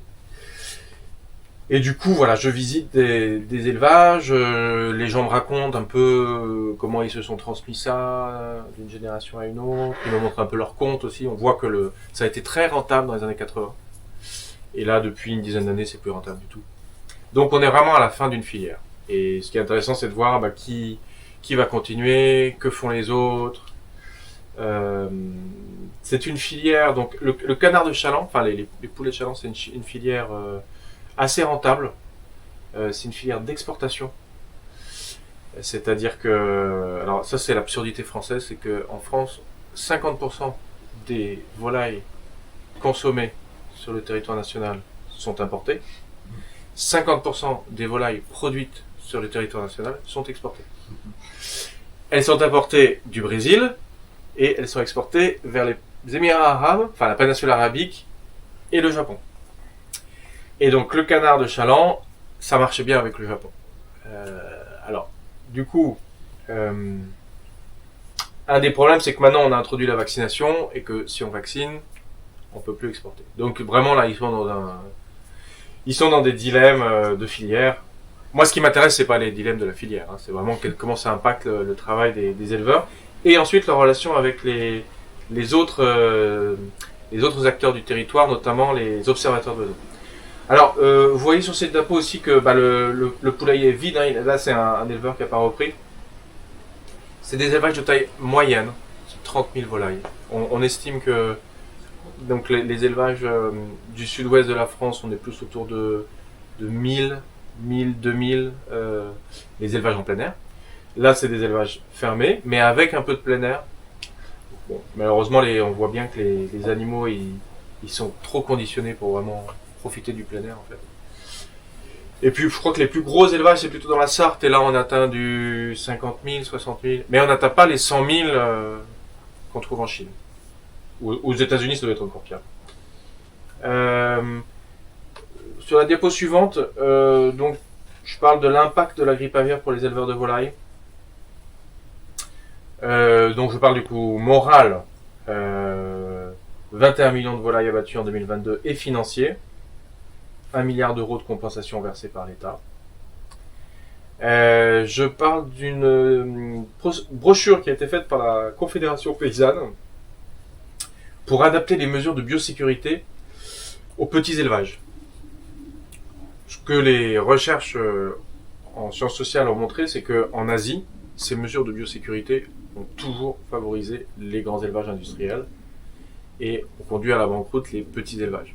Donc comment on fait pour que effectivement des petits élevages qui utilisent du plein air puissent s'adapter à ces mesures de biosécurité sur lesquelles on ne peut plus aujourd'hui faire de l'élevage. Et puis donc du coup, qu'est-ce qui se passe quand on perd des savoirs paysans sur le plein air? quand on perd la biodiversité qui est associée au fait de mélanger plusieurs espèces. Et puis je parle de la vaccination, donc qui a des problèmes techniques, qui a des problèmes économiques, mais qui est aujourd'hui considérée comme la seule façon de maintenir la filière par l'État français. Donc je ne sais pas si vous avez suivi cette histoire, mais en 2023, la France qui dirigeait c'était la présidence tournante de l'Union européenne. La France a réussi à prendre de l'argent européen pour vacciner les canards sur le territoire français de façon expérimentale en disant si ça marche en France, ce sera appliqué dans toute l'Union européenne. Ça marche en France, ça marche sur les canards parce que les canards sont toujours en première ligne de la diffusion des virus de grippe aviaire.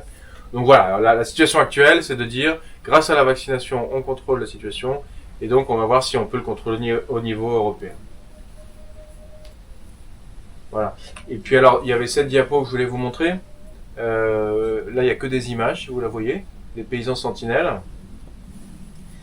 Donc là, c'est des entretiens que j'ai fait avec la Ligue de protection des oiseaux en Vendée, qui a tout un travail d'information en fait pour leurs visiteurs, leurs touristes surtout, mais aussi les observateurs d'oiseaux réguliers. Pour qu'est-ce qu'on fait si on trouve un oiseau malade. Ils disent qu'ils n'ont pas beaucoup d'informations de la part du ministère de l'Environnement. Et puis ils ont aussi une réflexion sur le fait que dans certains territoires, les oiseaux sauvages sont très concentrés. Donc il y a un risque de transmission de virus qui est assez équivalent à celui que présente le risque de transmission dans les élevages industriels. Et du coup, ça leur fait réfléchir aussi à leur politique de réserve. Par exemple, à la pointe du Finistère, vous avez une réserve qui s'appelle Sept-Îles.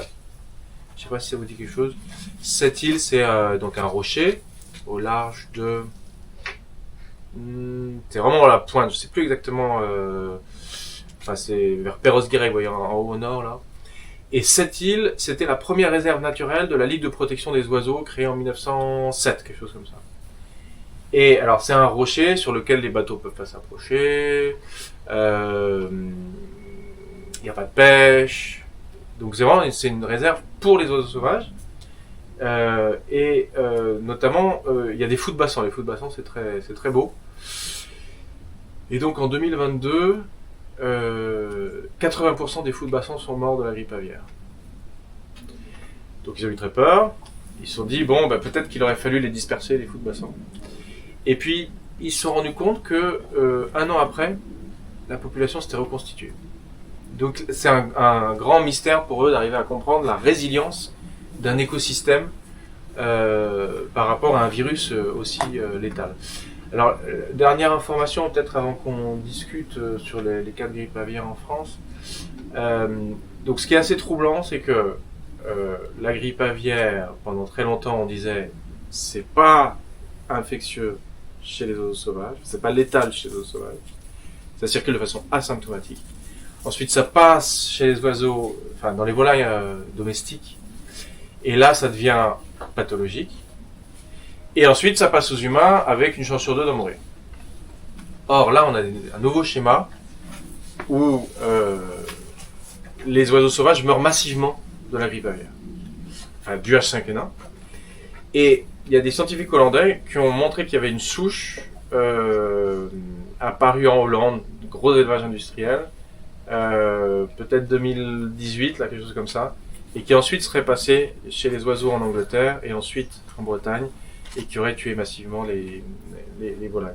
Si cette hypothèse était confirmée, c'est pas facile à confirmer, ça veut dire qu'on n'est plus du tout dans un schéma de diffusion sauvage, domestique, humain, mais on est vraiment dans un virus qui bouge de tous les sens, avec justement l'élevage industriel comme un point de concentration qui rend ce virus très létal. Et donc ça, du point de vue justement de l'impact du confinement, et de l'hypothèse 1L sur la biodiversité, la vie en plein air, c'est bon pour la santé des animaux et des humains, ça fait vraiment réfléchir. Voilà. Et donc du coup, alors juste aussi pour commenter cette image que j'aime bien, la LPO Vendée a fait tout un film qui est disponible sur Internet pour dire, bon, on n'est pas assez nombreux pour compter les oiseaux sauvages qui meurent de ces nouveaux virus. Et en général, de toute façon, on n'est pas assez nombreux pour compter les oiseaux sauvages. Parce qu'il faut compter ces oiseaux pour savoir quelles espèces augmentent, quelles espèces diminuent, etc. Et ils disent, mais au fond, les paysans, c'est des gens qui passent leur temps sur leur territoire. Et donc, si on équipait les paysans de jumelles, effectivement, ils s'occuperaient de leurs vaches et puis ils regarderaient les oiseaux sur leur territoire. Alors, malheureusement, donc cette idée du paysan sentinelle, quand j'en parle avec les éleveurs de Vendée, ça les fait rigoler. C'est vraiment un truc d'écolo. Et alors, du coup, j'essaye de contourner cet obstacle parce que l'idée est très bonne quand même. L'idée, c'est de dire un paysan, un éleveur. C'est tout le problème de qu'est-ce que c'est qu'un paysan, un éleveur, un agriculteur, etc. Disons un paysan. Un paysan, c'est quelqu'un qui surveille son territoire. Alors, pas dire surveiller, qui en prend soin, Et sur son territoire, il n'y a pas que des animaux qui vont ensuite amener à l'abattoir. Il y a aussi des animaux sauvages qui peuvent transmettre des maladies à ces animaux domestiques, mais qui peuvent aussi circuler. Et il faut prendre soin autant des animaux sauvages que des animaux domestiques. Et alors, du coup, quand on réfléchit à ça avec les paysans, ils disent, bon, ça c'est un rêve d'écolo, etc. Mais quand même, nous on fait ça avec la chasse. Bon, donc c'est ce vieux truc de dire en France, la chasse, c'est une façon de prendre soin de son environnement. Bon, c'est compliqué. Je travaille un peu là-dessus.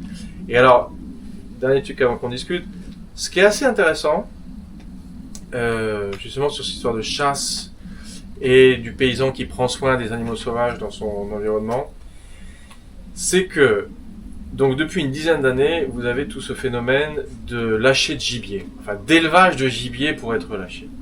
C'est un énorme business. C'est un énorme business pour lequel la Vendée justement est très partie prenante. Eux, ils fournissent en faisant grande partie de la France et l'Angleterre. Et alors en plus, c'est très rentable. Donc souvent, les gens abandonnent l'élevage de volailles pour se tourner vers l'élevage de gibier. Et ils en sont pas très fiers. J'ai trouvé un seul éleveur qui a bien voulu me raconter ce qu'il faisait, parce qu'il était un peu costaud. C'était pas un type qui venait du milieu paysan. Il avait trouvé un bon business, et sa maison c'était bling bling. Enfin, c'était un drôle de type. Mais donc là aussi, c'est un truc sur lequel je travaille, c'est comment on a construit cette filière de l'élevage de gibier pour le relâcher, tout ça. Ça pose des tas de questions intéressantes. Voilà, je soumets à votre jugement. Ouais. Justement, je me demandais, est-ce qu'on sait les humains contaminés par la grippe aviaire? Je pense que c'est surtout des gens qui habitent près des élevages et les familles d'agriculteurs. Et je voulais savoir s'il y avait une corrélation aussi qui était prouvée entre les chasseurs de volailles, vu qu'ils sont au contact des oiseaux, même si bon, quand du coup, c'est de l'élevage, mais il y a aussi parfois ces oiseaux sauvages. Bah oui. Alors, bon, ça c'est le raisonnement sur la grippe aviaire en France, c'est que le risque il est pas pour les consommateurs, à la différence de la Chine. Parce qu'en Chine, le risque, c'est vraiment le type qui va choper un virus sur un marché et qui va le diffuser. C'est ce qu'on a vu avec le Covid. En France, le risque, c'est pour les éleveurs. C'est clair. Puisque le virus H5N1, il disparaît avec la cuisson. Alors, bon, les éleveurs, du coup, ils ont transformé leurs élevages en une espèce de grosses machines sécurisées, hygiénisées, tout ce que vous voulez. Et en même temps, effectivement, c'est ce que tu dis, c'est que quand ils chassent, ils sont exposés aux oiseaux sauvages. Du coup, c'est pour ça que la chasse, c'est pour ça qu'il faut que j'y retourne, parce que plus je noue des relations de confiance avec eux, plus ils me parlent de leur pratique de chasse. C'est vraiment un truc dont ils veulent pas parler.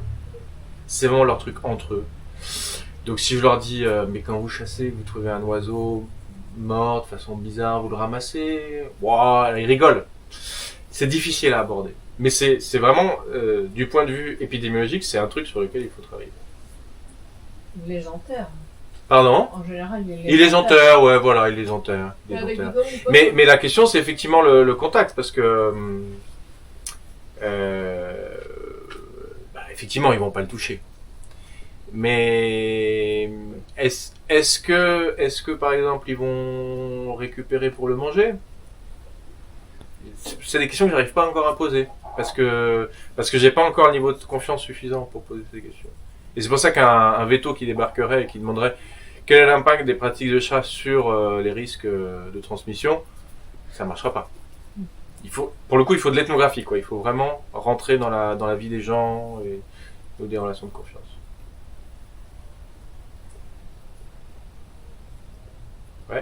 Moi, du coup, je me demande effectivement à quel point en fait il y a des mesures justement pour rendre étanche à la fois le contact qu'il pourrait y avoir entre les animaux, enfin les oiseaux sauvages et les oiseaux domestiques, et ensuite entre les oiseaux domestiques et les humains.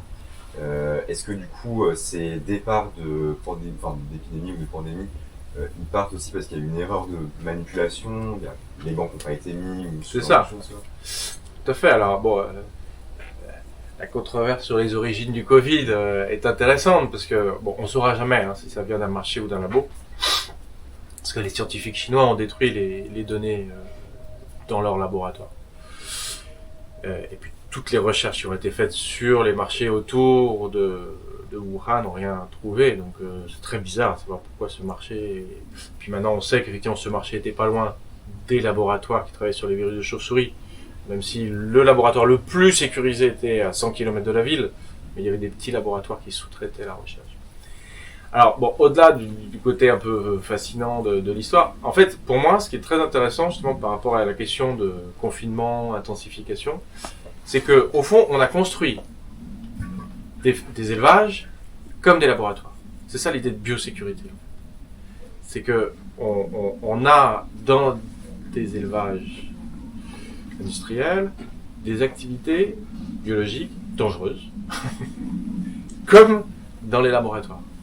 Et donc, la biosécurité, c'est l'idée, on va renforcer toutes les mesures pour que rien ne rentre et rien ne sort, ou du moins que ce qui sort soit hyper contrôlé. Donc effectivement, alors c'est pour ça que c'est toute la question du féral qui est très intéressante. L'idée, c'est que au fond, le virus montre qu'on ne peut pas contrôler tout ça. Quand on fait circuler du matériel biologique dans des espaces où c'est concentré, il y a du féral, il y a du débordement. Et du coup, alors, donc la question sur sauvage, domestique, humain, en fait, il faut plutôt prendre les catégories de Anna Tsing, c'est-à-dire il y a des humains qui veulent contrôler du vivant, et puis il y a le vivant qui déborde les tentatives ou les tentations de contrôle, et ça c'est ce qu'on appelle le féral. Le féral, c'est du vivant qui redevient sauvage. Et bon, ce qu'elle dit, c'est qu'aujourd'hui, il y a plus de sauvages en fait dans le monde, très très peu. Par contre, il y a cette capacité de débordement du vivant. Ouais. Est-ce que la législation en Chine, elle a changé pour tout ce qui est les marchés d'animaux Ah oui, énormément, ouais. C'est pour ça qu'elle avait déjà changé depuis le début des années 2000 en fait. C'est l'histoire du pangolin. L'histoire du pangolin, on a appris ça en février 2020. Ça, c'est les Chinois qui disent « Oulala, il y a un truc pas net au niveau de Wuhan, là. On va trouver un pangolin dans un commerce illégal. On va dire que c'est pas bien. » Je sais pas ce qui est arrivé au type qui trafiquait le pangolin, mais il n'a pas dû passer un bon quart d'heure. Parce qu'il y avait une législation sur le commerce d'animaux sauvages depuis les années 2000. Donc en fait, c'est ça, le problème, c'est plutôt ce qui se passe dans les grandes villes que le trafic lui-même. Le trafic lui-même est très très encadré. Et qu'est-ce qui a changé du coup? Est-ce que c'est toujours au milieu des villes, ce genre de marché d'animaux vivants en Chine? Non, à Wuhan maintenant, dans les grandes villes chinoises, on ne peut plus acheter d'animaux vivants. J'ai une doctorante qui travaille là sur à Chengdu, qui est une ville pas très loin, sur les marchés aux poulets. Il faut qu'elle fasse 100 km à l'extérieur de la ville pour trouver des marchés aux poulets vivants. Et est-ce que ça veut dire que du coup ils ont créé plus d'abattoirs, même si c'était pas que des oiseaux pour Oui. la consommation? Oui, ils ont beaucoup renforcé les abattoirs. Ouais. Alors, on y reviendra tout à l'heure sur l'histoire des cochons. Vous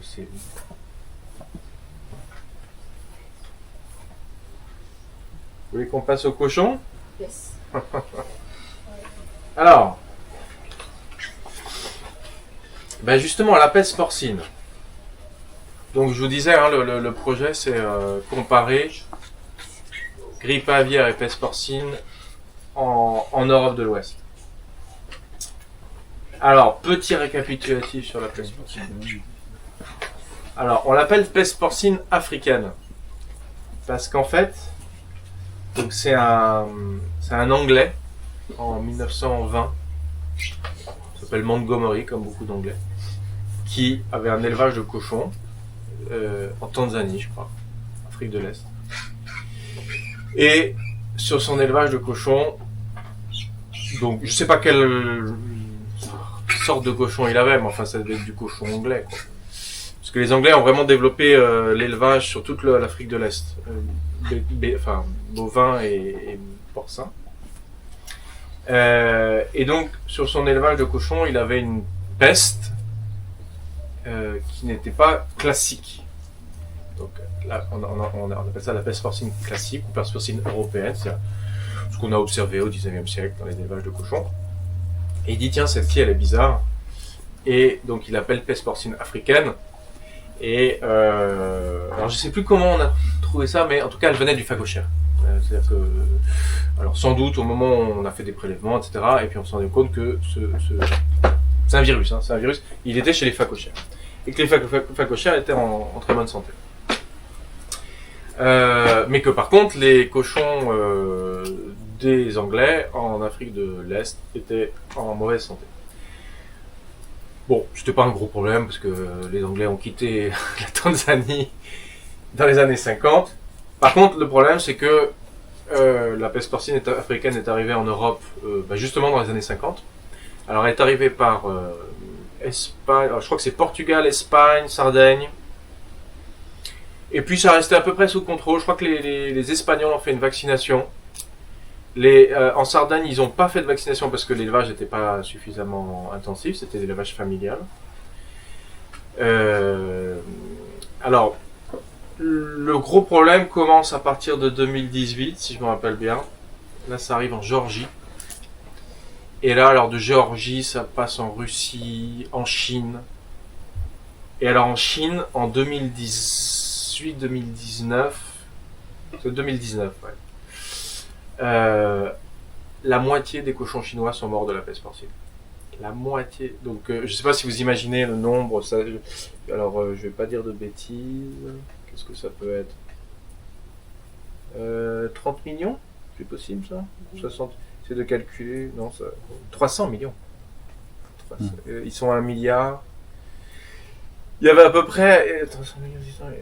Ouais, c'est ça. Il y avait à peu près un cochon pour 2 Chinois. Donc, ça devait être 600 millions de cochons en 2018 et 300 millions qui sont morts. On avait des images de cochons dans des rivières. Ça a été vraiment très très gore. C'est une des raisons pour lesquelles les Chinois ont construit ces gigantesques fermes à cochons industrielles à plusieurs étages. Et j'ai des collègues qui travaillent dans ces fermes, alors pas tellement pour l'impact sur la santé des cochons, mais sur la santé des travailleurs. C'est-à-dire que là, si vous travaillez dans une ferme comme ça, les mesures de sécurité sont terribles, et notamment tous les produits chimiques que vous devez utiliser pour ne pas transmettre de maladies aux cochons. Autre référence que je donne là sur cette diapo, c'est le livre de Alex Blanchett, Porcopolis.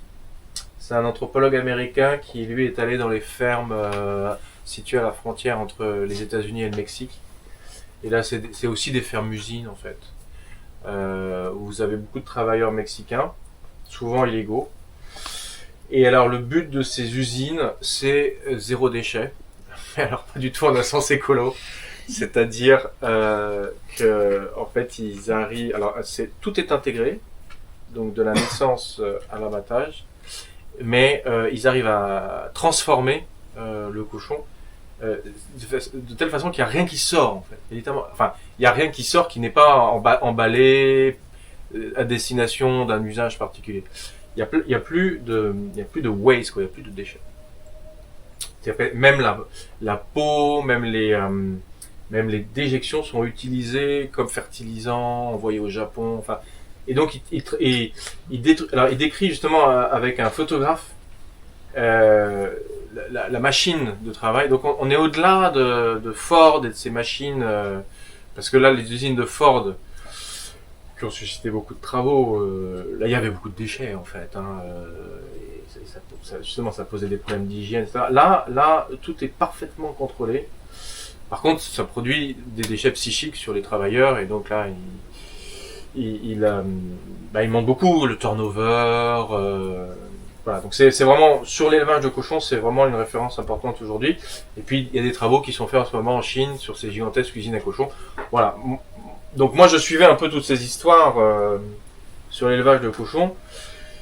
Et puis, j'ai été donc invité par des anthropologues italiens qui avaient de la peste porcine chez eux, donc dans la région de Milan. Alors, il faut savoir, en France, on a eu des cas de peste porcine africaine en 2021, je crois.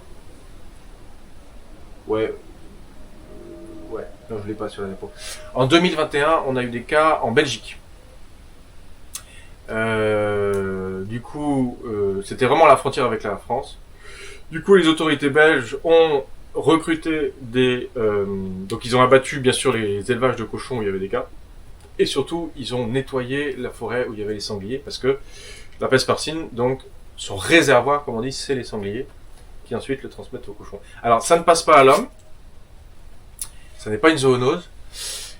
Mais disons que ce qui est intéressant, c'est que les mêmes mesures de biosécurité sont appliquées aux cochons qu'aux volailles, parce que l'effet d'une transmission de la peste porcine aux élevages industriels, pour les gestionnaires de risque, on va dire, c'est aussi catastrophique que la grippe aviaire qui passe entre humains. Et donc, c'est ce passage du risque à la catastrophe qui est intéressant. C'est-à-dire, on a un élevage industriel qui est tellement sensible, vulnérable, que on augmente le risque en fait. Et là, le risque, par exemple, quand on a géré le risque en Belgique, c'était des toutes petites fermes de cochons, hein, et puis on a tué pas mal de sangliers, parce que le gros risque, c'était si ça passait aux élevages de fermes de cochons, en France. Et bien sûr, le cauchemar pour la France, c'est si ça arrive en Bretagne. Alors là, en Bretagne, ils ont eu plein de mesures, double barrière, mais le temps que la peste porcine arrive de Belgique vers la Bretagne, ou de Sardaigne vers la Bretagne, vous voyez, il faudrait que ça passe par la Corse, que ça remonte le Rhône. Bon, pour l'instant, ça va. Alors, comment ça se transmet, la peste porcine? Le problème, c'est que ça se transmet vraiment de plein de façons. Donc, ça peut se transmettre par le sol, ça peut se transmettre par l'alimentation aussi. Donc, il suffit d'un morceau de viande qui soit infecté, et alors je crois que 1 mois après, il est encore infectieux. Donc, c'est pour ça qu'il y a des tas de théories pour dire mais comment il est passé de Géorgie vers la Chine.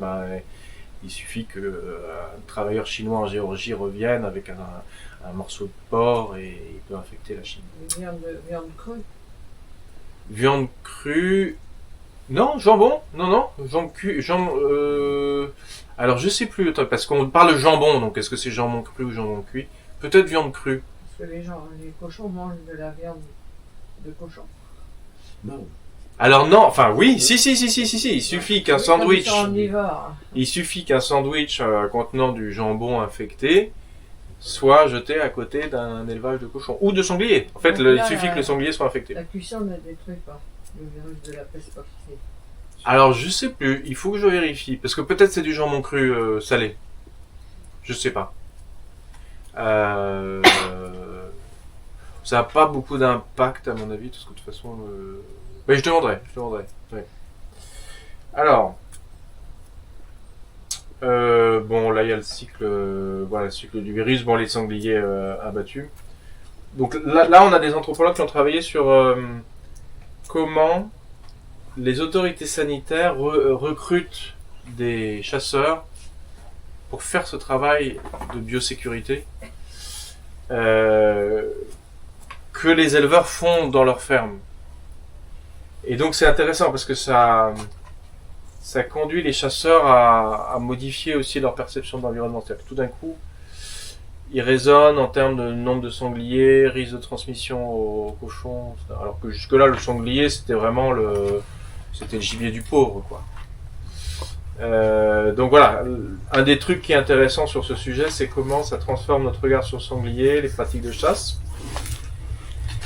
Et vous voyez que c'est très comparable avec la grippe aviaire, parce que c'est souvent les mêmes paysans qui élèvent des cochons et qui chassent les sangliers. Ou alors, des fois, effectivement, ils élèvent des cochons et ils aiment pas les chasseurs. Donc là, c'est rigolo, du point de vue ethnographique, de voir quel est le discours des paysans sur les chasseurs. Alors, ce dont je voulais surtout vous parler ici, par rapport à la peste porcine, c'était la réaction des groupes animalistes italiens. Donc du coup c'est la diapo, alors elle est illisible pour vous mais j'en ai besoin, parce que c'est là qu'il y a toute l'information, il faut la partager avec vous, on en avait discuté avec Bastien à l'époque. Donc en gros, moi j'ai passé un mois en Italie, on allait voir des chasseurs, des éleveurs, des vétérinaires. Et puis, à un moment, on entend parler d'une grande manifestation à Milan, le 7 octobre 2023, où 10 000 personnes viennent manifester. Alors, en souvenir des cochons abattus dans un sanctuaire. Et donc, on en avait parlé avec Bastien à l'époque, parce que je lui avais dit, vous êtes au courant et tout ça. Et donc, c'est vrai que c'est beaucoup, 10 000 personnes, et en même temps, ça montre la force du réseau de sanctuaires Cuori Liberi. Donc je vous en parle un peu, et puis on en discute justement sur comment ils agissent.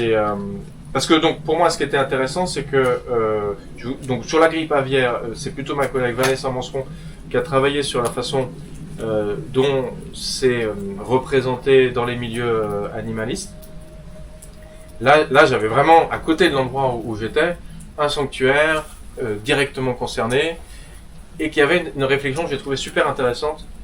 Et donc, moi, mon rôle en tant qu'anthropologue, c'est bien sûr de ne pas privilégier leurs paroles par rapport à celles des autres acteurs que j'interroge, mais c'est quand même effectivement de la faire résonner et de la traduire. Donc voilà. Je la traduis, et peut-être que je la traduis mal, hein, mais c'était un très chouette entretien qu'on a fait donc après la manif, parce que j'ai pas pu participer à la manif, où ils m'ont expliqué comment tout ça s'était passé. Donc en fait, eux, ils avaient 40 porcs qui venaient des élevages de porcs de la région donc de Milan. On est au sud de Milan. Donc, il faut juste, pour vous situer un peu, donc la peste porcine est arrivée en Italie à Gênes, alors, justement, peut-être par un sandwich infecté. Et puis de Gênes, elle est passée dans les Apennins, donc c'est la montagne. Et puis ensuite, elle a infecté les élevages de cochons qui sont dans la plaine. Et la grande crainte des autorités italiennes à l'époque, c'est que ça arrive à Bologne, Modène, parce que c'est le prosciutto made in Italy. C'est une région où je sais plus combien de personnes travaillent, je sais pas sur ma diapo, mais c'est on m'avait dit 10 000 personnes. Enfin, c'est vraiment, c'est un peu comme la Sarthe chez nous, mais plus fort. C'est assez comparable en fait à l'élevage breton français. Sauf que justement l'élevage breton français, on a beaucoup concentré l'élevage porcin en France, alors que donc les autorités italiennes disaient l'élevage de porc est très vulnérable parce que vous avez des petits élevages de porc dans toute l'Italie, vous avez cette grande dorsale de montagne qui sont donc les Apennins où tous les sangliers sont infectés, du nord au sud, pas tous mais en tout cas il y a des foyers un peu partout. Et vous avez ce cœur de l'industrie italienne qui est Bologne. Donc vraiment la grosse obsession c'était comment faire pour que ça n'atteigne pas Bologne. Et je travaille aussi avec des collègues italiens qui me disent en fait Bologne c'est aussi le cœur de l'élevage européen, parce que vous avez par exemple les cochons élevés au Danemark. Le Danemark, il y a, je crois, 3 cochons par humain. Hein.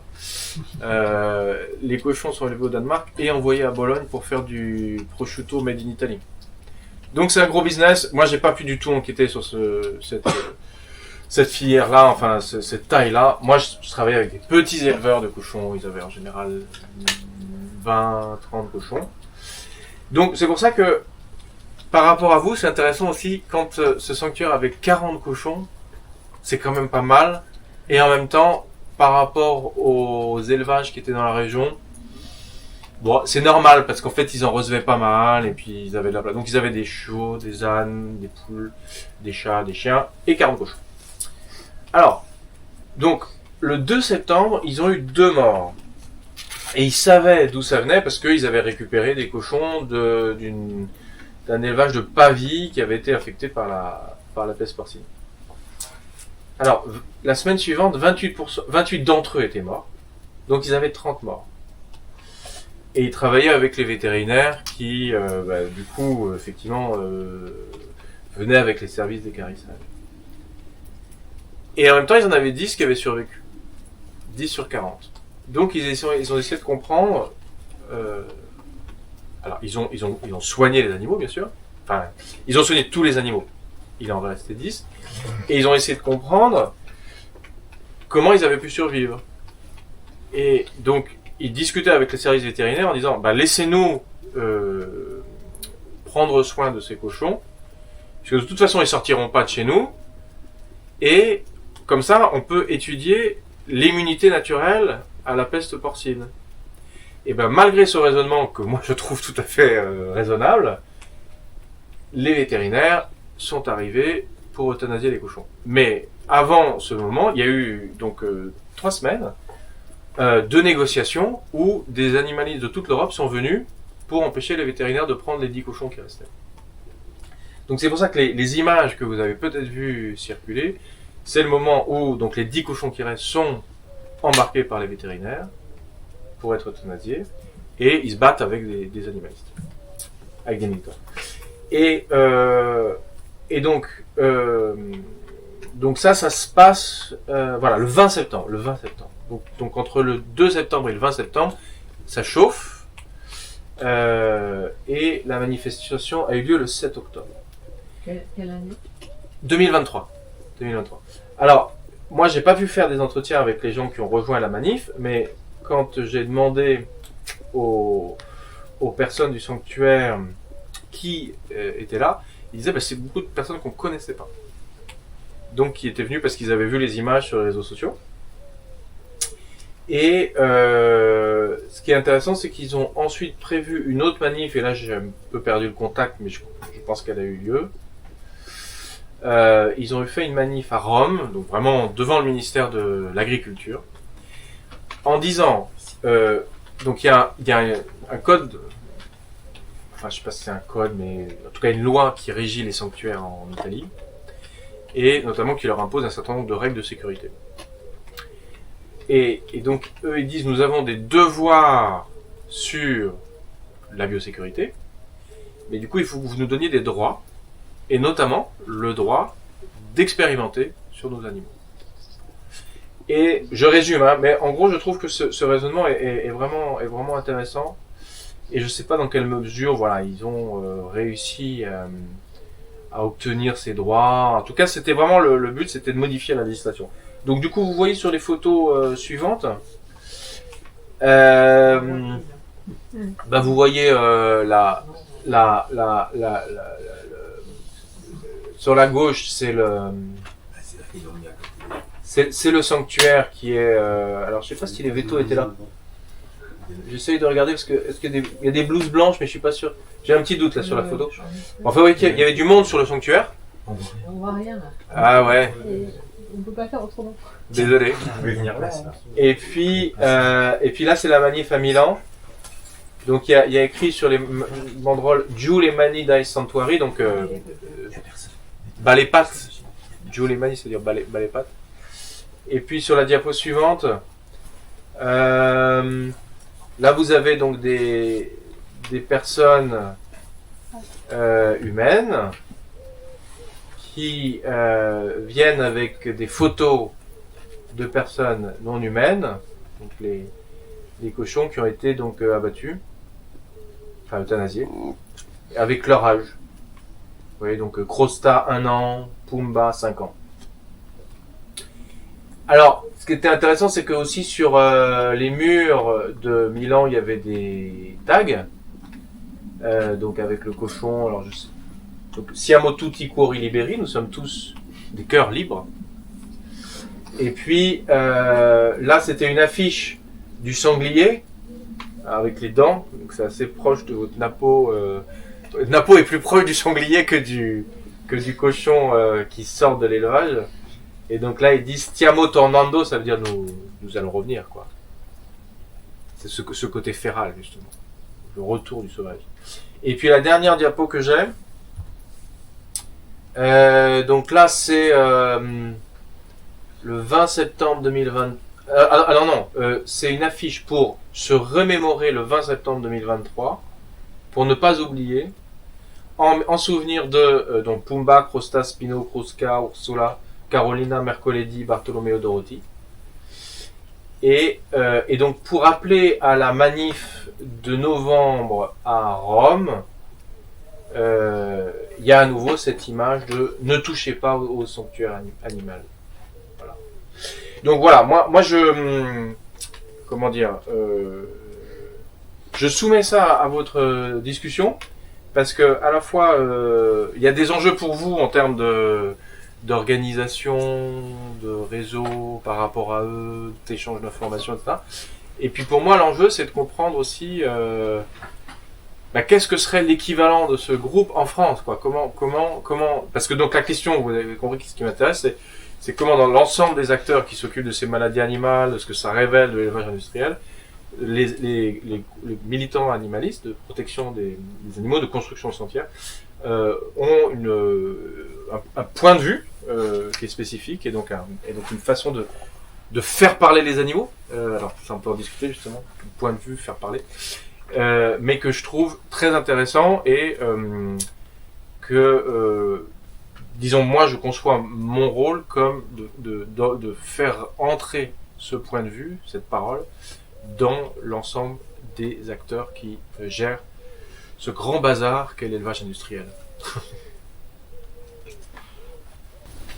Pourquoi en fait les 10 cochons survivants du sanctuaire en Italie, ils n'ont pas été euthanasiés tout de suite? Est-ce que c'était parce qu'il y avait un flou juridique ou est-ce que c'est parce que la loi était claire qu'ils devaient être abattus mais les militants ils ont essayé de faire que ça change, c'est ça?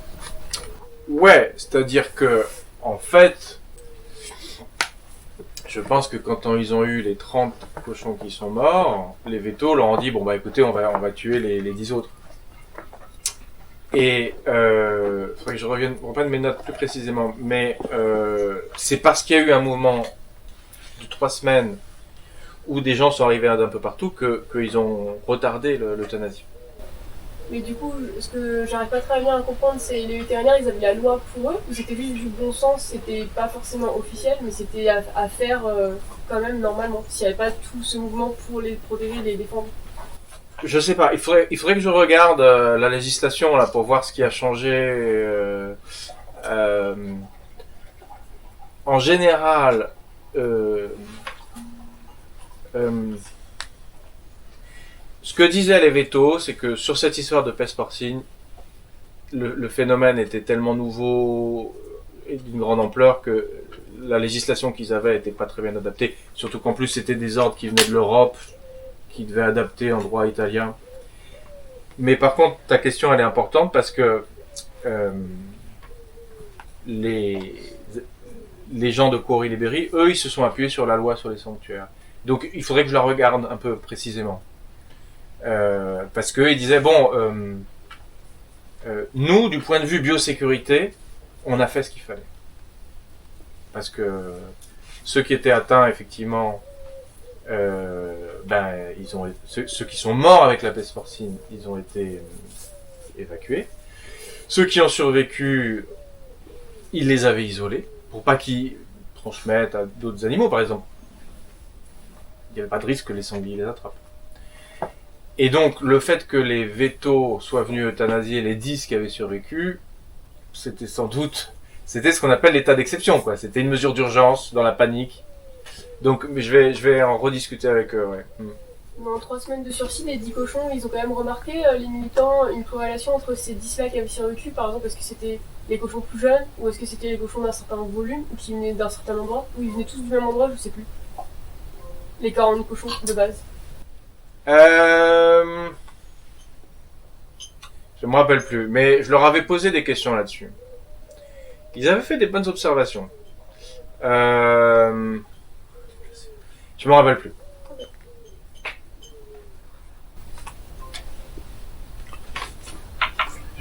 Par rapport au rapport entre ce sanctuaire ou des sanctuaires en général et l'État et les élevages industriels, ça m'interroge parce que du coup ils sont allés demander à changer la loi, donc une logique un peu de réforme, que l'État soit plus favorable à des expérimentations, si j'ai bien compris, dans les sanctuaires. C'est ça. Du coup, est-ce que une logique de ne pas tuer tous les cochons dans un élevage qui serait atteint par la peste porcine, ça serait complètement, ça entrerait en contradiction totale avec la logique de l'élevage? Ou alors, est-ce que si il y a une autorisation pour les sanctuaires ou pour des élevages de ne pas tous se tuer, ça pourrait entrer dans une logique d'augmenter la rentabilité des élevages au final?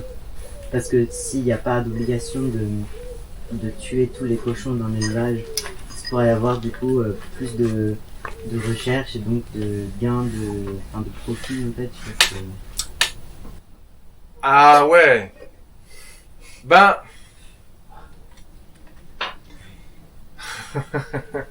C'est compliqué comme question parce que c'est vraiment la question. D'ailleurs, j'ai pas lu ma dernière DAPO. C'est la question de savoir si un sanctuaire peut être considéré comme un lieu d'expérimentation sur la santé animale. Parce que si on dit un lieu d'expérimentation pour la santé animale et qu'après on en tire des leçons pour mieux rentabiliser les élevages industriels, bah pour vous c'est un peu perdu quoi. C'est pas ce que vous voulez. Maintenant, on peut effectivement avoir une définition de la santé animale qui n'est pas seulement tournée vers la production, la performance et la rentabilité. Mais justement, ta question me fait penser à... Au fond, il y avait un autre groupe qui se mobilisait sur la peste porcine en Italie et qui, eux, étaient plus radicaux, on va dire, au sens où ils étaient plus opposés à l'État. Et qui étaient même, en fait, ils ont carrément fait l'objet de lois pour les foutre en prison, etc. On est quand même dans un gouvernement néo-fasciste. Hein. Et eux, ils défendaient les sangliers.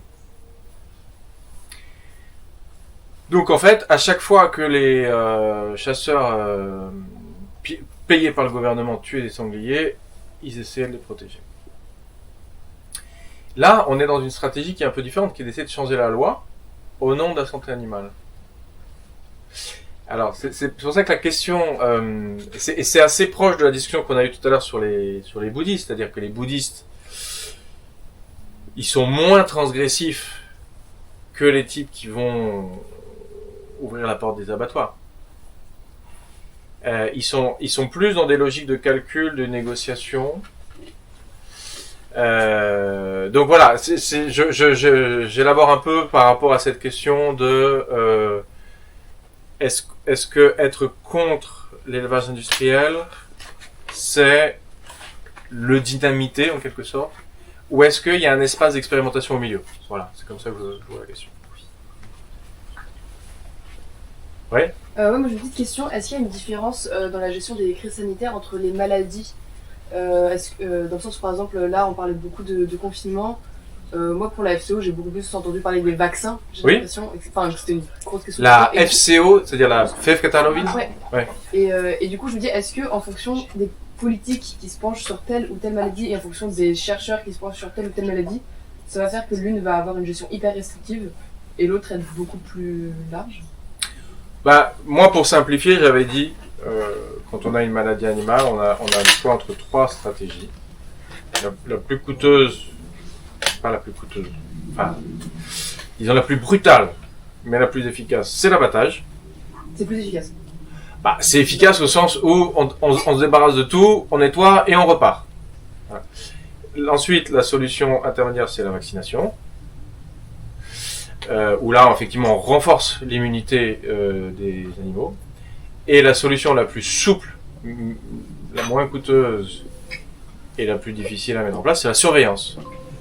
C'est-à-dire qu'effectivement, on est attentif à la santé des animaux, on alerte quand il y a un cas, avant que ça se transmette, etc. Alors la FCO, c'était intéressant. Fièvre Catalovine... non, je voudrais pas confondre avec une autre. Si,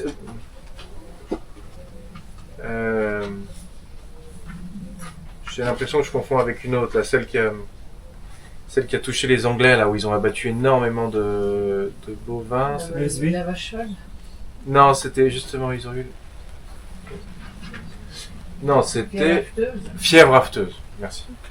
Alors la fièvre afteuse, c'est le cas vraiment classique qui en plus n'est pas une maladie transmissible aux humains. Où là, ça va tellement vite qu'on abat. Alors les Anglais abattent parce qu'eux, ils ont des logiques de circulation à très court terme. En France, on vaccine. Voilà. Alors fièvre catarrhale ovine, maintenant je fais mieux la distinction. J'avais étudié ça un peu, notamment à Millau, ils avaient des cas sur des ovins. Et là, c'est compliqué parce que c'est des insectes qui se baladent avec le réchauffement climatique, leur comportement bouge. Et là, c'était la vaccination, effectivement. Il y avait tout le débat sur la vaccination. Donc là, par exemple, il y a une différence de politique rien qu'entre un pays, un peu culturel du coup comme différence. Voilà, c'est ça. Voilà. Alors, fièvre, catarrhale ovine, j'essaie de me rappeler ce que c'est loin ça maintenant. Est-ce qu'on a abattu pour la fièvre catarrhale ovine? Oui? Je crois pas. Je sais. Ouais. J'ai pas entendu énormément en tout cas. Ouais.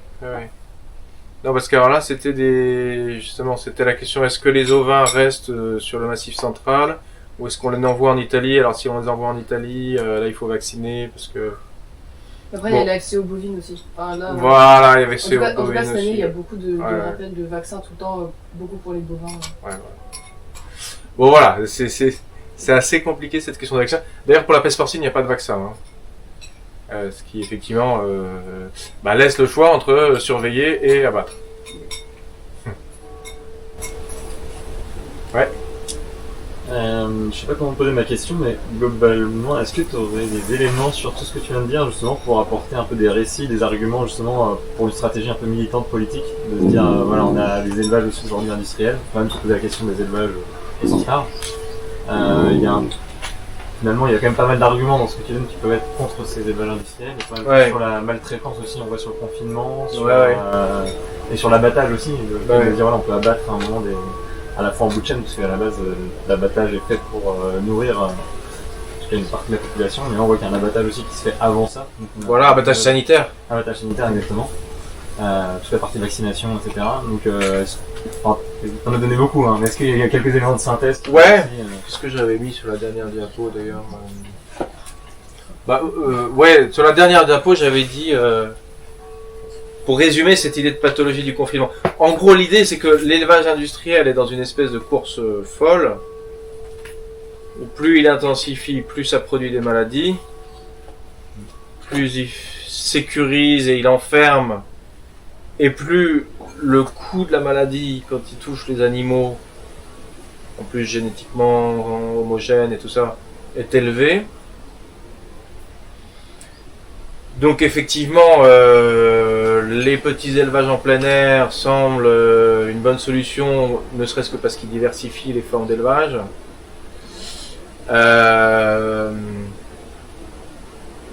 Donc du coup, les mesures de biosécurité avantagent les élevages industriels. Comment est-ce qu'on peut les adapter aux élevages en plein air? Et puis justement, c'est là où je trouve que un sanctuaire est un lieu intéressant parce que on peut dire que c'est un élevage en plein air, mais c'est un élevage en plein air qui n'a pas des visées de production, dont la finalité n'est pas l'abattage. Et donc, en gros, il faut diversifier les formes sociales et pas seulement les formes animales pour faire face à ce défi des pathogènes qui sont quand même causés par l'élevage industriel et la circulation des animaux à l'échelle globale, quoi. Voilà, c'est un peu la réponse que je donnerais. Et donc c'est pour ça que je dis libérer les animaux. C'était une vieille critique que j'avais fait à Peter Singer dans un de mes premiers papiers sur ces questions. Peter Singer, donc qui est ce philosophe australien qui a réfléchi à la libération animale et à la possibilité d'étendre aux animaux les droits qu'on a donnés aux humains en ayant en tête la libération des esclaves en fait. C'est ça son idée. Peter Singer n'a aucun intérêt pour les questions sanitaires. C'est vrai, enfin c'est pas son problème, mais c'est un peu dommage parce qu'aujourd'hui, notre réflexion sur l'élevage animal en général ne peut pas faire l'impasse sur les questions sanitaires. Alors, après justement ce qui est compliqué, c'est que lui, il attaque aussi les laboratoires où on fait des expérimentations sur les animaux au nom de l'amélioration de la santé des humains. Mais disons, si on se restreint sur élevage des animaux, justement One Health, stratégie de santé, santé des vivants en général,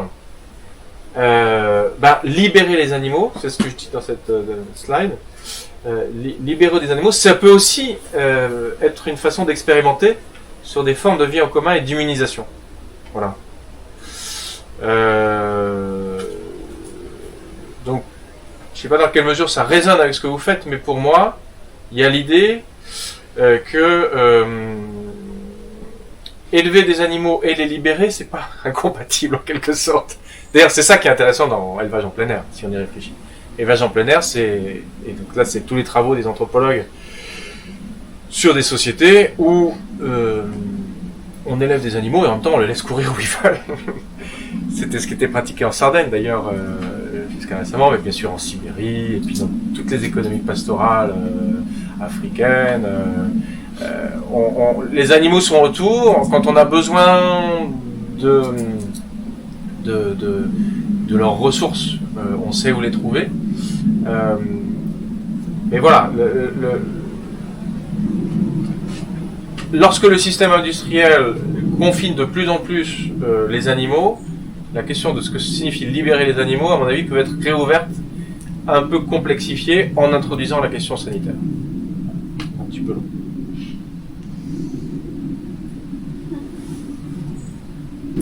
Ouais. Et par rapport à Courberie Libérée, je voulais rebondir, vu que tu as eu un entretien avec eux, quelle perspective ils avaient sur la suite, parce que j'ai vu le docu et ils disaient que globalement ils avaient tenté la stratégie réformiste pour avoir le gain un peu immédiat et potentiellement sécuriser les sanctuaires, mais ça n'avait pas fonctionné. D'accord. Début, ils n'ont pas eu de D'accord. Donc ça a échoué alors en fait. Oui, j'ai l'impression. En tout cas, à la date où ils avaient fait le docu, ils n'avaient pas eu de. C'était de quelle date ce document? Je sais pas, peut-être 2024. 2024, ouais, juste après alors.